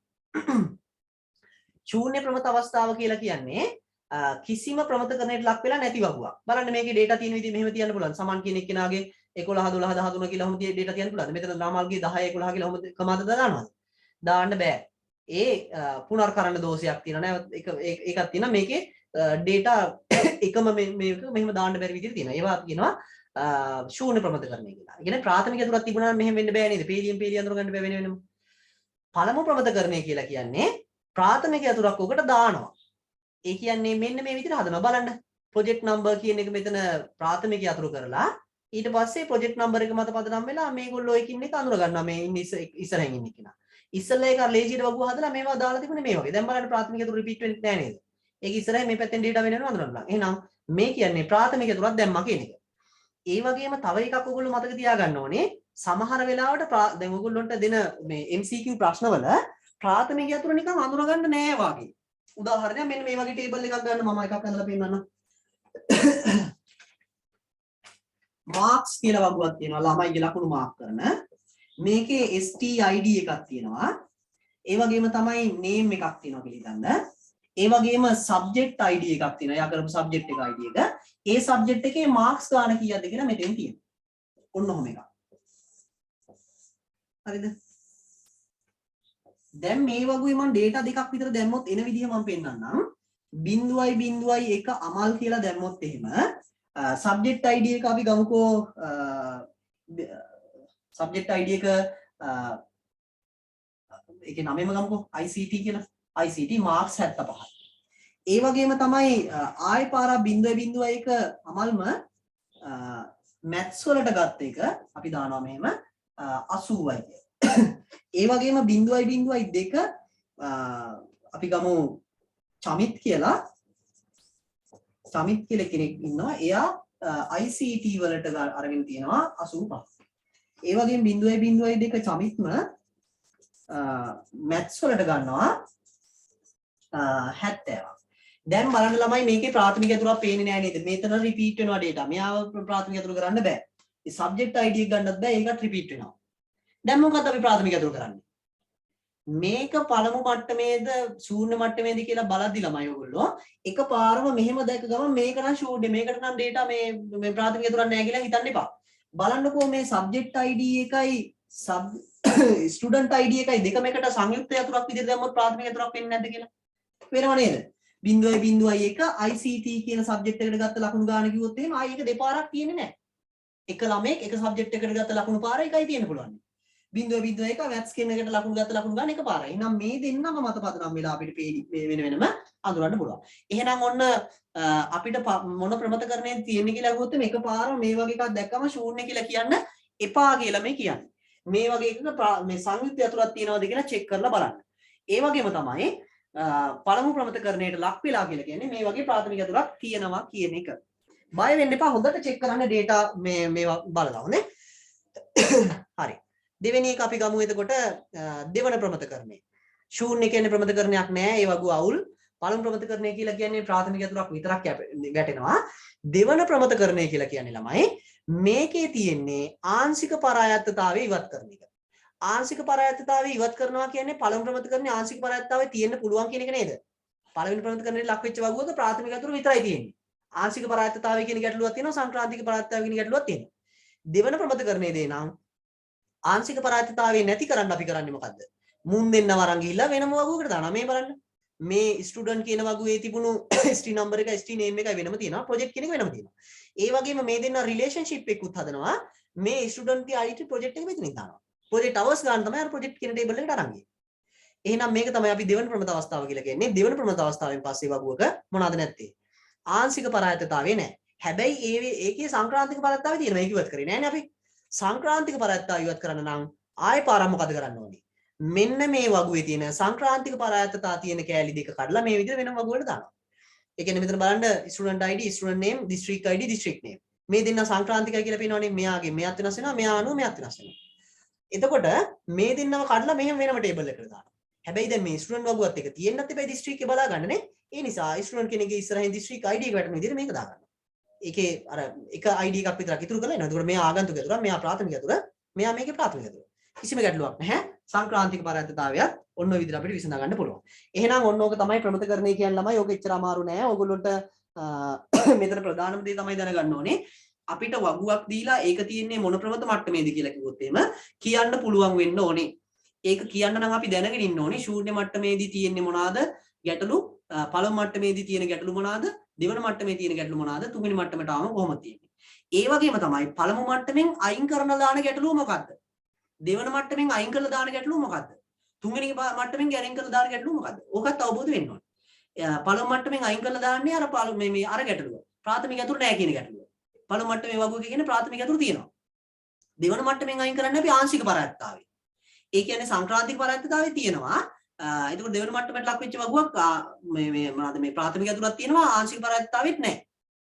තුන්වෙනි එක මේ මොකද මේ ප්‍රවෘත්තිකරණයට ලක් කරාට පස්සේ ආංශික පරායත්තතාවෙත් නැහැ කි මේ ප්‍රාථමික ඇතුළකුත් තියෙනවා. ඒ වගේම තමයි මොකක්ද අනිත් එක සංක්‍රාන්තික පරායත්තතාවයත් නැහැ. ඒකත් අයින් කළා. එහෙනම් ඔන්න විදිහට අපිට පරායත්තතා කියන ඒවා අඳුන ගන්න පුළුවන් ඉවත් කරන එක ප්‍රමතකරණය ඇතුලේ. එහෙනම් ඔක තමයි 8 වෙනි පාඩම. ඊළඟට ළමයි 9 වෙනි මේ පාඩමෙන් මම ආවරණය වෙන ප්‍රමාණය චුට්ටක් කියන්නම් databases වලින්. database පාඩමෙන් අපිට ආවරණය වෙනවා සාමාන්‍යයෙන් 6ත් 8ත් වගේ ප්‍රමාණයක්. මොකද වැඩිපුර අහන්න තියෙන කොටස් වැඩි මේකේ නේද? අර ජාලකරණය වගේ තමයි. ඊළඟට 9 වෙනි එක ගත්තොත් එහෙම ක්‍රම ලේඛනය අපේ සිලබස් එකේ තියෙන වැදගත්ම පාඩම. එහෙම නැත්නම් වැඩිම අපිට ලකුණු දෙන පාඩම කිව්වොත් වැරදි නෑ. මෙයාගේ තියෙන ලකුණු ප්‍රමාණය අපිට කියන්න පුළුවන් ලකුණු 12ක් 15ක් අතර ප්‍රමාණයක් වගේ යන්න පුළුවන්. ඊට වඩා අඩු වෙන්න පුළුවන් 10ක් 8ක් තියෙන්න පුළුවන් ඈ. ඒක අවුරුදු වල. සාමාන්‍යයෙන් අපිට මෙච්චර ප්‍රමාණයක් වගේ කියන්න පුළුවන් MCQ වලින්. එතකොට ඒ ලකුණු ප්‍රමාණය අපි ගන්න නම් මොකද කරන්න ඕනේ? හොඳට ප්‍රමතකරණ මේ ක්‍රම ලේඛනය කියන එක අධ්‍යයනය කරන්න ඕනේ. ඒකේ ප්‍රධානම එකක් තමයි ගැලීම් සටහන් සහ ව්‍යාජකීයත කියලා ඇල්ගොරිතම්ස් වර්ග දෙකක් අපි කතා කරනවා. ඒ ඇල්ගොරිතම්ස් වල පාලන ව්‍යුහ තුනක් තියෙනවා. අනුක්‍රමය, වර්ණය, පුනර්කරණය කියලා. ඒ පාලන ව්‍යුහ වලට අනුව කොහොමද ඇල්ගොරිතම්ස් එකක් වැඩ කරන්නේ කියලා අවබෝධය තියෙන්න ඕනේ. මොකද ඕගොල්ලන්ට දෙනවා ඔය ඇල්ගොරිතම් එකක් කියලා ඕකේ අවුට්පුට් එක අහනවා. ඒ වගේම තමයි මොකක් හරි වැඩක් කරගන්න සුදුසු වෙන ඇල්ගොරිතම් එක මොකක්ද කියලා අහන්න පුළුවන්. ඇල්ගොරිතම් කීපයකින් එකක් ඉරි ගහන්න කියලා. ඒ වගේම තමයි ඊළඟට මේක කෝඩ් කරන්න යද්දිත් අර කිව්ව පාලන ව්‍යුහ තුන තියෙනවා අපිට. අනුක්‍රමය, වර්ණය සහ පුනර්කරණය කියන එක. ඒවා භාවිතා කරලා Python භාෂාවෙන් හදන්න ඕනේ. එතකොට Python භාෂාවේ තියෙන අර විචල්්‍ය සම්බන්ධයෙන් එහෙම මොනවත් ભેද තියෙන්න බෑ. ඒ කියන්නේ විචල්්‍යයකට කොහොමද විචල්්‍යයක තියෙන්න පුළුවන්නේ පළවෙනි අකුර තියෙන්න පුළුවන්නේ අන්ඩර්ස්කෝර් එකයි ඉංග්‍රීසි අකුරකුයි විතරයි. විචල්්‍යයක් දෙකට කඩලා ස්පේස් තියන්න බෑ. ඒක වගේම විචල්්‍යයක පළවෙනි අකුරට පස්සේ ඕන තැනක ඉලක්කම් දාගන්න පුළුවන්. ඒ වගේ අන්ඩර්ස්කෝර් දාන්නත් පුළුවන්. ඒ වගේම තමයි මේකේ කේස් සෙන්සිටිව්. ඒ කියන්නේ මොනවාද මේවට සංවේදී අක්ෂර සංවේදී. ඒ කියන්නේ කැපිටල් සිම්පල් ભેදේ තියෙනවා. ඔන්න ඔහොම කේස් එකක් තියෙනවා. ඒ කියන්නේ අපි කැපිටල් අකුරු වලින් ලියන වේරියබල් එකකුයි සිම්පල් අකුරු වලින් ලියන වේරියබල් එකකුයි දෙකක් කියලා ගන්න. වේරියබල් සම්බන්ධයෙන් හොඳට ආවරණය කරගෙන යන්න. ඒ වගේම ඔයගොල්ලන්ට අර මතක ඇති ගණන් හදන්න තියෙන ඒ වගේ Python වල අර සුළු කිරීමේ ප්‍රයොරිටි එක දීලා වැඩිම ප්‍රමුඛතාවයේ වරහන් වලට ඊළඟසේ ගුණ කිරීම, බෙදීම, ඊට පස්සේ මොනවාද මොඩියුලේෂන් එක, ඊට පස්සේ අර දීර්ඝ බෙදීම කියන ඒකට පූර්ණ සංඛ්‍යාවකට බෙදීම කියන එකට ඊට පස්සේ ඊළඟ ප්‍රයොරිටි මට්ටම තමයි එකතු කිරීම සහ අඩු කිරීම. ඊට පස්සේ අර left shift right shift, ඊට පස්සේ අපි අර මොනවාද මේ logic එක බලනවා greater than the less than the equal ද කියනවා. ඔන්න ඕවා පිළිවෙල මතක තියාගන්න ටියුට් වල තියෙනවා හොඳට බලා ගන්න ගණන් හදන්න ඕනේ. ඒ වගේම තව ඒ කියන්නේ මේකේ මේ තියරි නැති නිසා මට මේක කියලා දෙන්න මොකුත් නැත්තේ හදන්න දෙයක් නැත්තේ ගණන් හදන ඒ වගේ ඔයගොල්ලෝ හදලා මේ ටික කරගන්න ඕනේ. ඒක තමයි විසඳුම මේකට. මේ වෙලාවේ කරන්න පුළුවන් දේ. ඒ වගේම මේකෙන් අපිට අහන්න පුළුවන් තවත් ක්‍රම ලේඛනයේදී විශේෂ දේවල් ප්‍රෝග්‍රෑමින් වලදී මොනවාද මේවා සම්බන්ධයෙන් ෆයිල් ගොනු ෆයිල් මැනේජ්මන්ට් එකදී නැත්නම් ෆයිල් හැන්ඩ්ලින් එකේදී ඒ ෆයිල් හැන්ඩ්ලින් කරන්නේ කොහොමද කියන ඒවා ඒ කරන කෝඩින් සම්බන්ධයෙන් චුට්ටක් බලා ගන්න නෝට් එක දීලා ඇති කතා කරලා ඇති. ඒ වගේම මේක මේ පාඩමේ ලකුණු ටික රැස් කරගන්න නම් මට උපදේශයක් දෙන්න පුළුවන්. 2017 2020 paper 4 තියෙනවානේ 17 18 19 20. ඔය paper 4 Python වලින් ඇවිල්ලා තියෙන ගණන් ටික ඔක්කොම හදන්න තුන් පාරක්වත් හදන්න. ඒ කියන්නේ 2017 එකේවම තුන් පාරක් හදනවා 18 ඒවා 19 ඒවා 30. සමහරලාට දෙවෙනි පාර තුන්වෙනි පාර යද්දි කටපාඩම් උත්තර. කමන්නේ හදන්න එක. එතකොට ඔය වගේම පේපර් එක එන ප්‍රශ්න ටිකක් ඔයගොල්ලන්ට දකින්න හම්බ වෙයි පේපර් එකේදී. ඔන්න අවවාදයක් දුන්නේ 2017 20. ඒක මේකට විතරක් නෙමෙයි මේ පාඩම් වලටත් කරන්න පුළුවන් නම් හොඳයි. දැන් ආයෙ නිදා ගන්න අර මේ වෙන මොකකටවත් නෙමෙයි මේකට විශේෂ අවධානයක් යොමු කරලා මේ වැඩේ කරන්න ඔයගොල්ලන්ට පුළුවන් උපරිමයෙන් කියන එක තමයි මගේ උපදේශය. හොඳේ. ක්‍රම ලේඛනයේ කොට දා ගන්නවා නම් ඕක තමයි කරන්න තියෙන්නේ. උත්තරත් එක්කම බලන්න නිකන් උත්තර නැති පේපර් බලන්න එපා. ඊට පස්සේ අපිට තේරෙන්නේ නැහැ මොකද්ද මේකේ මේ කියලා තියෙන්නේ කියලා නේද? ඒ නිසා ඒක එකක්. ඒ වගේම මමත් පේපර් එකක් දාන්නම්. ඒ පේපර් එකත් කරන්න මේ සෙන්ට්‍රල් ප්‍රොවින්ස් පේපර් එක. ඒකේ තියෙන ආන්සර්ස් ටිකක් මම දෙන්නම්. නැත්තම් මොකද ආන්සර්ස් නැතුව පේපර් එකක් නිකන් කරලා කිසිම තේරුමක් නැහැ. හොඳේ. මේ MCQ එකට අදාළව මම කියන්නේ. වෙන අර ස්ට්‍රක්චරල් හරි අරකට නෙමෙයි. ඊට පස්සේ ඊළඟ පාඩම විදිහට තියෙන්නේ මේ Python එකේ මම වැඩි ළමයි ප්‍රශ්න මේක කියන්නේ නැති මේ මේකෙදී තියරි කියන්න විදිහක් නැහැ මම. මට කියනවා මේ ක්‍රම ලේඛනයේ මේ තව එකක් වෙනවානේ Python වලදී අර කෝඩ් එකක් ලියලා ඒකේ output එක හොයන්න. ඒකට ප්‍රශ්නයකට ප්‍රවේශ වෙන විදිහ මම කියන්නම්. ඔයගලන්ට කෝඩ් එකක් දුන්නා කියලා හිතන්නකෝ මෙහෙම. x සමානයි 5යි. y සමානයි 20යි. හරිද? ඊට පස්සේ මේක අහනවා while x එක 20ට වඩා කුඩා y එකට වඩා කුඩා වෙලා තියෙන කල් කෝඩ් එකක් ක්‍රියාත්මක කරන්න කියනවා මෙහෙම. if print කරන්න කියනවා y. print x print කරන්නේ x print කරනවා. ඊට පස්සේ මේකේ if එකක් දානවා if x එක සමානයි x එක විශාල වුණොත් එහෙම 10ට වඩා x එක විශාල වුණොත් 10ට වඩා තප්පරයක් ඉන්න. right. එතකොට මේකේ මම කිව්වේ දැන් මේ විදිහට පොඩ්ඩක් පේනවා ඇති ඔයගොල්ලන්ට පේනවනේ මම චුට්ටක් ඕන ලං කරන්න තව කැමරාව. පේනවනේ x සමානයි 5යි y සමානයි 20යි while x එක මේ කුඩයි නම් y එකට වඩා ඒ කියන්නේ y එකට වඩා කුඩයි නේ කියන්නේ කෝඩ් එක රන් වෙනවා print කරනවා එකක් x එක අනිත් එක තමයි x එක 10ට වඩා විශාලද කියලා බලනවා නැත්නම් 10ට සමානද බලනවා 10ට සමානද බලනවා හරිද 10ට සමානයි නම් මම break කරනවා මේක break හරිද ඊට පස්සේ මෙතන මම යටින් ලියනවා මේ if එක ඇතුළට ගියේ නැත්තම් වෙන්න වැඩ x සමානයි x + 1 y සමානයි y ඍණ 1 හරිද y එකේ දැන් තියෙන අගෙන් එකක් අඩු කරනවා y කියන එක x කියලා කියන එකට දැනට එකක් එකතු කරනවා දැන් මේකේ output එක මොකද්ද ප්‍රතිදානය මොකද්ද කියලා අහුවොත් ළමයි ඔයගොල්ලෝ එකපාරම මේකයි ප්‍රතිදානය කියලා හදන්න යන්න එපා මේක මෙන්න මේ විදිහට වගුවක් හදාගන්න ප්‍රතිදානයන් හදාගනිද්දී අපි හදන විදිහ මේ කියන්නේ මේකේ variables තියෙනවා මොනවද variable තියෙන්නේ x එක තියෙනවා y එක තියෙනවා. මේ දෙක දාගන්න. x එක තියෙනවා y එක තියෙනවා. ඊට පස්සේ මේ x එකයි y එකයි මේ break වෙනවද කියන එකත් අපි මෙතනින් දාගමු. break වෙනවා මේක නවතින්න බෑ නේ. break වෙනවද කියන එකත් ඔතනින් දාගමු.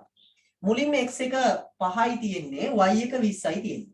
ඒ මොහොතේ මේක ඇතුළට යනවනේ x එක කුඩයිද බලනවා y එකට වඩා ඔව් 5 කියන්නේ 20ට වඩා කුඩයි. ඒ කියන්නේ මේක ඇතුළට ගිහිල්ලා මේ දෙන්නම print වෙනවා. මෙයත් print වෙනවා මෙයත් print වෙනවා.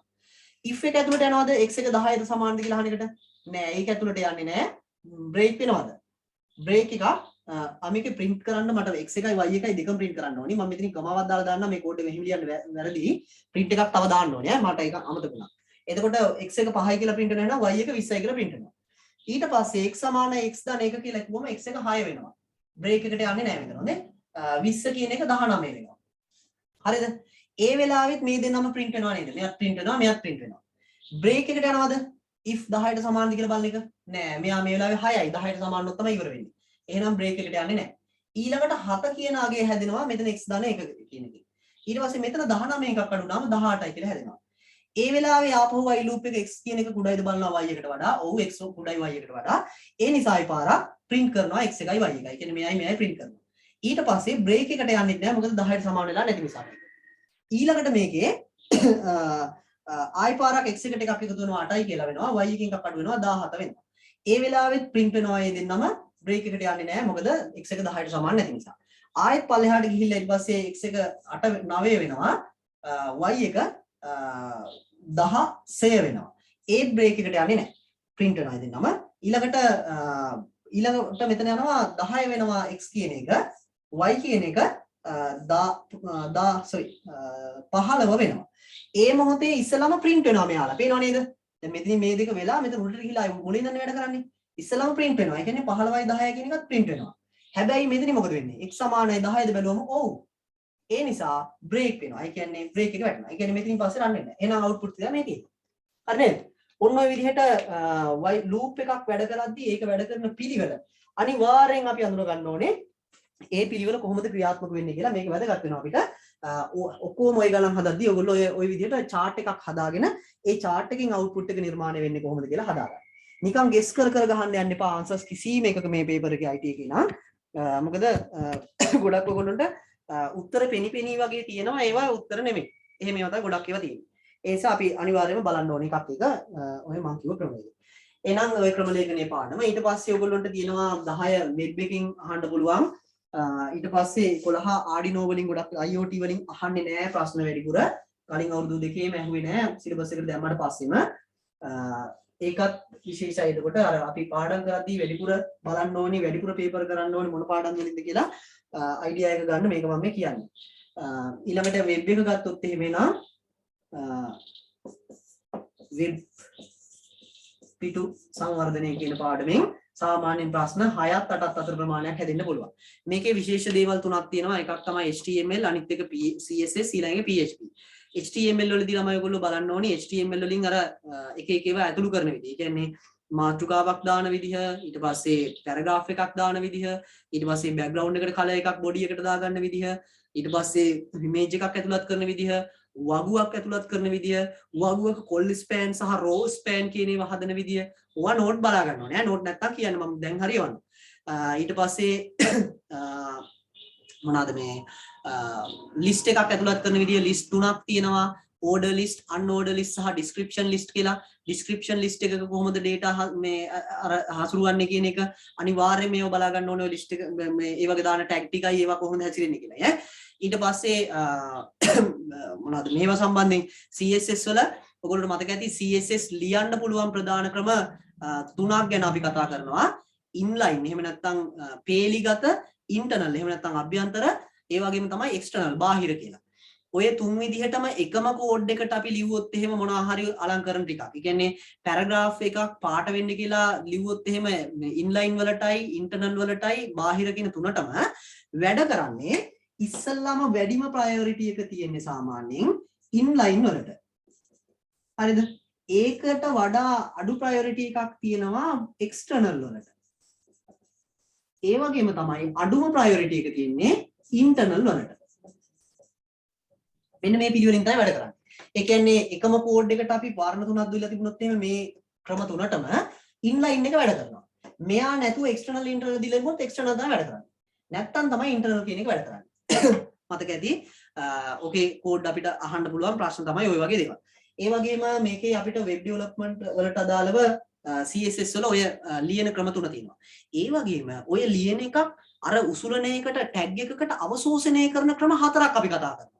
මතකද? මොනවාද හතර? එකක් තමයි මොනවාද class කියන ක්‍රමය. අනිත් එක තමයි group කියන ක්‍රමය. ඊළඟ තමයි ID කියන ක්‍රමය. ඊට පස්සේ අනිත් එක තමයි element කියන ක්‍රමය. තනි element වලට තියෙන element එකේදී group කියලා කියන්නේ paragraph එකටයි div එකටයි දෙකටම එකට එකම color එක දාන්න ඕන නම් දාන එක. ඊට පස්සේ මොනවාද මේ අනිත් එක මේ ID කියලා කියන්නේ hash ලකුණක් දාලා අර head එක ඇතුලේ ලියනවා අපි style ටික. ඒවා ඊට පස්සේ අවශ්‍ය තැන්වල උසුලන වලදී call කරනවා ID සමානයි කියලා නම. ඒ වගේම තමයි අර hash ලකුණ දාපු නම. ඒ වගේම dot එකක් තියලා නමක් ලියලා අපි ඒකේ ඇතුලේ ලියන මේ මොනවාද මේ අලංකරණ ටික අරවට උසුලන වලට අවශෝෂණය කරන්නත් පාවිච්චි කරන්නේ class සමානයි කියලා අර dot එකත් එක දාපු නම. ඒ class ක්‍රමය. එහෙනම් ඔන්න ඔය විදිහට අපිට මේ CSS ගැන කතා කරන්න පුළුවන්. right. ඊගාවට ඔක තමයි ඊට පස්සේ තියෙනවා PHP. PHP වල මතක තියාගන්න variable එකක් හදන්නේ $mark එක දාලා $mark දාලා x සමානයි 10 වගේ තමයි දාන්නේ. ඒ වගේම තමයි මේ භාෂාවේ විශේෂයි අර Python වගේම තමයි අන්ඩර්ස්කෝර් එක දාන්න පුළුවන් මේ ඩොලර් මාක් එකට පස්සේ ඊට පස්සේ ඉංග්‍රීසි අකුරක් දාන්න පුළුවන්. ඉලක්කමක් ඉස්සලම පටන් ගන්න බෑ ඩොලර් මාක් එකට පස්සේ. හැබැයි ඊළ පස්සේ දෙවෙනි තුන්වෙනි අකුරු ඕන එකට දාන්න පුළුවන් ඉලක්ක. ඒ වගේම තමයි මේකේ තවත් විශේෂ ඒවා දිනවා. අර වගේම මේකත් කේස් සෙන්සිටිව්. ඒ කියන්නේ කැපිටල් සිම්පල් ભેදය තියෙනවා වේරියබල්ස් වල. PHP වලින් නම් ලොකුවටම අර කෝඩින් පැත්ත වැඩි අහන එකක් නැහැ. හැබැයි මොකද දෙවෙනි කොටසේ අපිට PHP වල එකක් අහන නිසා මේ දෙක කොටසේ ස්ට්‍රක්චර් එකේ අහනවනේ කොහොමද PHP. ඒ නිසා මට ලොකු අර මේ ගෙස් එකක් නැහැ මේ එහෙම අහයි කියලා. හොඳේ. ඒක ඔයගොල්ලෝ ඒ වුණාට බලාගෙන යන්න පොඩ්ඩක් මොනවා හරි අහලා දෙමුත් මොකද මේ අසරණ වෙනවා ඊට පස්සේ පේපර් එකේදී. හරි. ඕක එකක්. ඊට පස්සේ හරි. ওই පාඩම ඕම් තමයි. ඊට පස්සේ 11 කියන පාඩම අපි ගත්තොත් එහෙම IoT කියන පාඩම තියෙන්නේ. එහෙම නැත්නම් සාරද්‍රව්‍ය අන්තර්ජාලය කියන එක. Arduino අපි ඉගෙන ගන්න එක. මේකෙන් නම් ළමයි ලොකුවට ප්‍රශ්න අහන්නේ නැහැ. කලින් අවුරුද්දෙත් ඇහුවේ නැහැ එකක්වත්. ඒ නිසා මේක චුට්ටක් බලාගෙන යන්න. අර ශුද්ධ සකසන ඊට පස්සේ Arduino පූර්ව ගැන ඊට පස්සේ ඔකට මොනවද මේ IoT කියන්නේ මොනවද? IoT කියන එකේ සංකල්ප මොනවද කියන එක ගැන චුට්ටක් බලාගෙන යන්න නෝට් එකේ ඇතිව. ඒක පාඩම් කරන එකක් තියෙන්නේ. මේක ගණන් හදන්න හරි වෙන නිසා මම ඒක කිව්වේ නැතුනේ. ඒවා ඉතින් ස්ටඩි කරලම තමයි ඔයගොල්ලෝ ලියන්න ඕනේ. මේ මොහොතේ ආයි අලුතෙන් ස්ටඩි කරලා කරන්න බෑ මේවා. ඊට පස්සේ 12 වෙනි පාඩම තියෙන්නේ e-business. e-business කියලා කියන්නේ e-ව්‍යාපාර කරන විදිහ, අපි අන්තර්ජාලය හරහා බිස්නස් කරන විදිහ, ඊට පස්සේ මේකට සපෝට් කරන දේවල් මොනවාද? ඔන්න ඔය සම්පූර්ණ සංකල්ප ටික කතා කරනවා e-business පාඩමේදී. මේකෙදී තියරි පාඩමක් මේකෙත් අහන්න පුළුවන්. ඔය ප්‍රධානම හැමදාම අහන අර ප්‍රශ්න වලින් මොකක් හරි එකක් අහන්න පුළුවන්. ඒ කියන්නේ ඒකත් ගොඩක් වෙලාවට එකපාරෙන් පැයකින් දෙකකින් පාඩම වුණත් ඔයගොල්ලන්ට බලන්න පුළුවන් කෙටි පාඩමක්.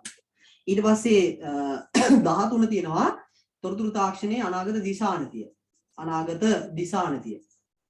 මේකෙදී අර කතා කරන්නේ අපි මේ කෘත්‍රිම බුද්ධිය තාක්ෂණය වගේ දේවල් කොහොමද අනාගතේ බලපාන්නේ කියලා මේ ශාස්ත්‍රයට. එතකොට ඒ වගේ ඔයගොල්ලන්ට මතක තියෙන දේවල් වලින් මේකෙන් අහන ආයි ප්‍රශ්න කෘත්‍රිම බුද්ධිය කියන තාක්ෂණය නිර්මාණය වෙන්නේ ඒකෙන් වෙන ඇප්ලිකේෂන්ස් මොනවාද වගේ දේවල් චුට්ටක් අහන්න පුළුවන්. ඒකට චුට්ටක් බලාගෙන යන පාස් පේපර්ස් වල තියෙනවා. ඒ වගේම තමයි අර මොනවාද මේවා පරිණාමවාදී පරිගණක ගැන අනිවාර්යෙන් බලන් යන්න. ඒකෙන් නම් අහනවමයි ඈ. පරිණාමවාදී පරිගණක වල අර ස්වභාවික පරිසරය අනුව ඊට පස්සේ ජීවීන්ගෙන් අර පරිණාමය වෙච්ච ඒවා ওই වර්ග දෙකම අහන්න පුළුවන්. හරි.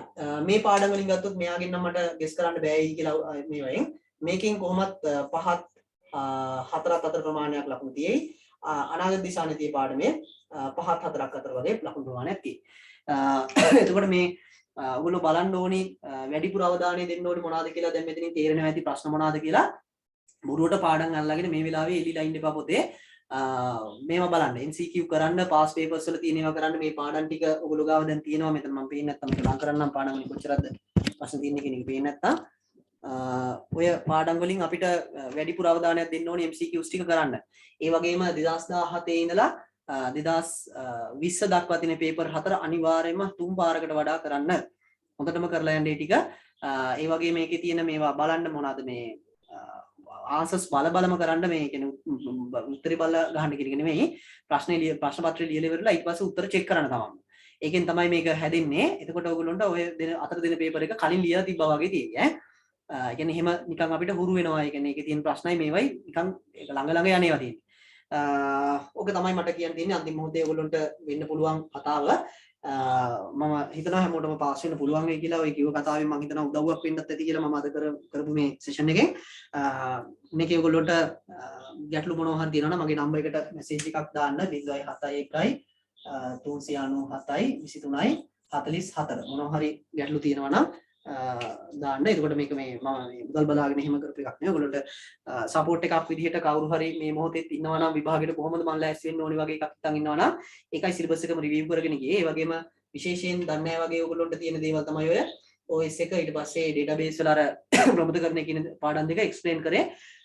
ඕකෙන් තමයි වැඩිපුරම ගොඩක් කට්ටියට ලකුණු ගන්න අමාරුයි කියලා හිතන කොටස් දෙකක් නිසා මේ වගේ එතකොට මොනවා හරි ගැටලු තිබ්බොත් අහන්න. හරි. එහෙනම් අපි අවසන් කරමු. මම රෙකෝඩින් එකක් කරේ මේක ඔයගොල්ලන්ට දාලා මම ලින්ක් එක එවන්නම්.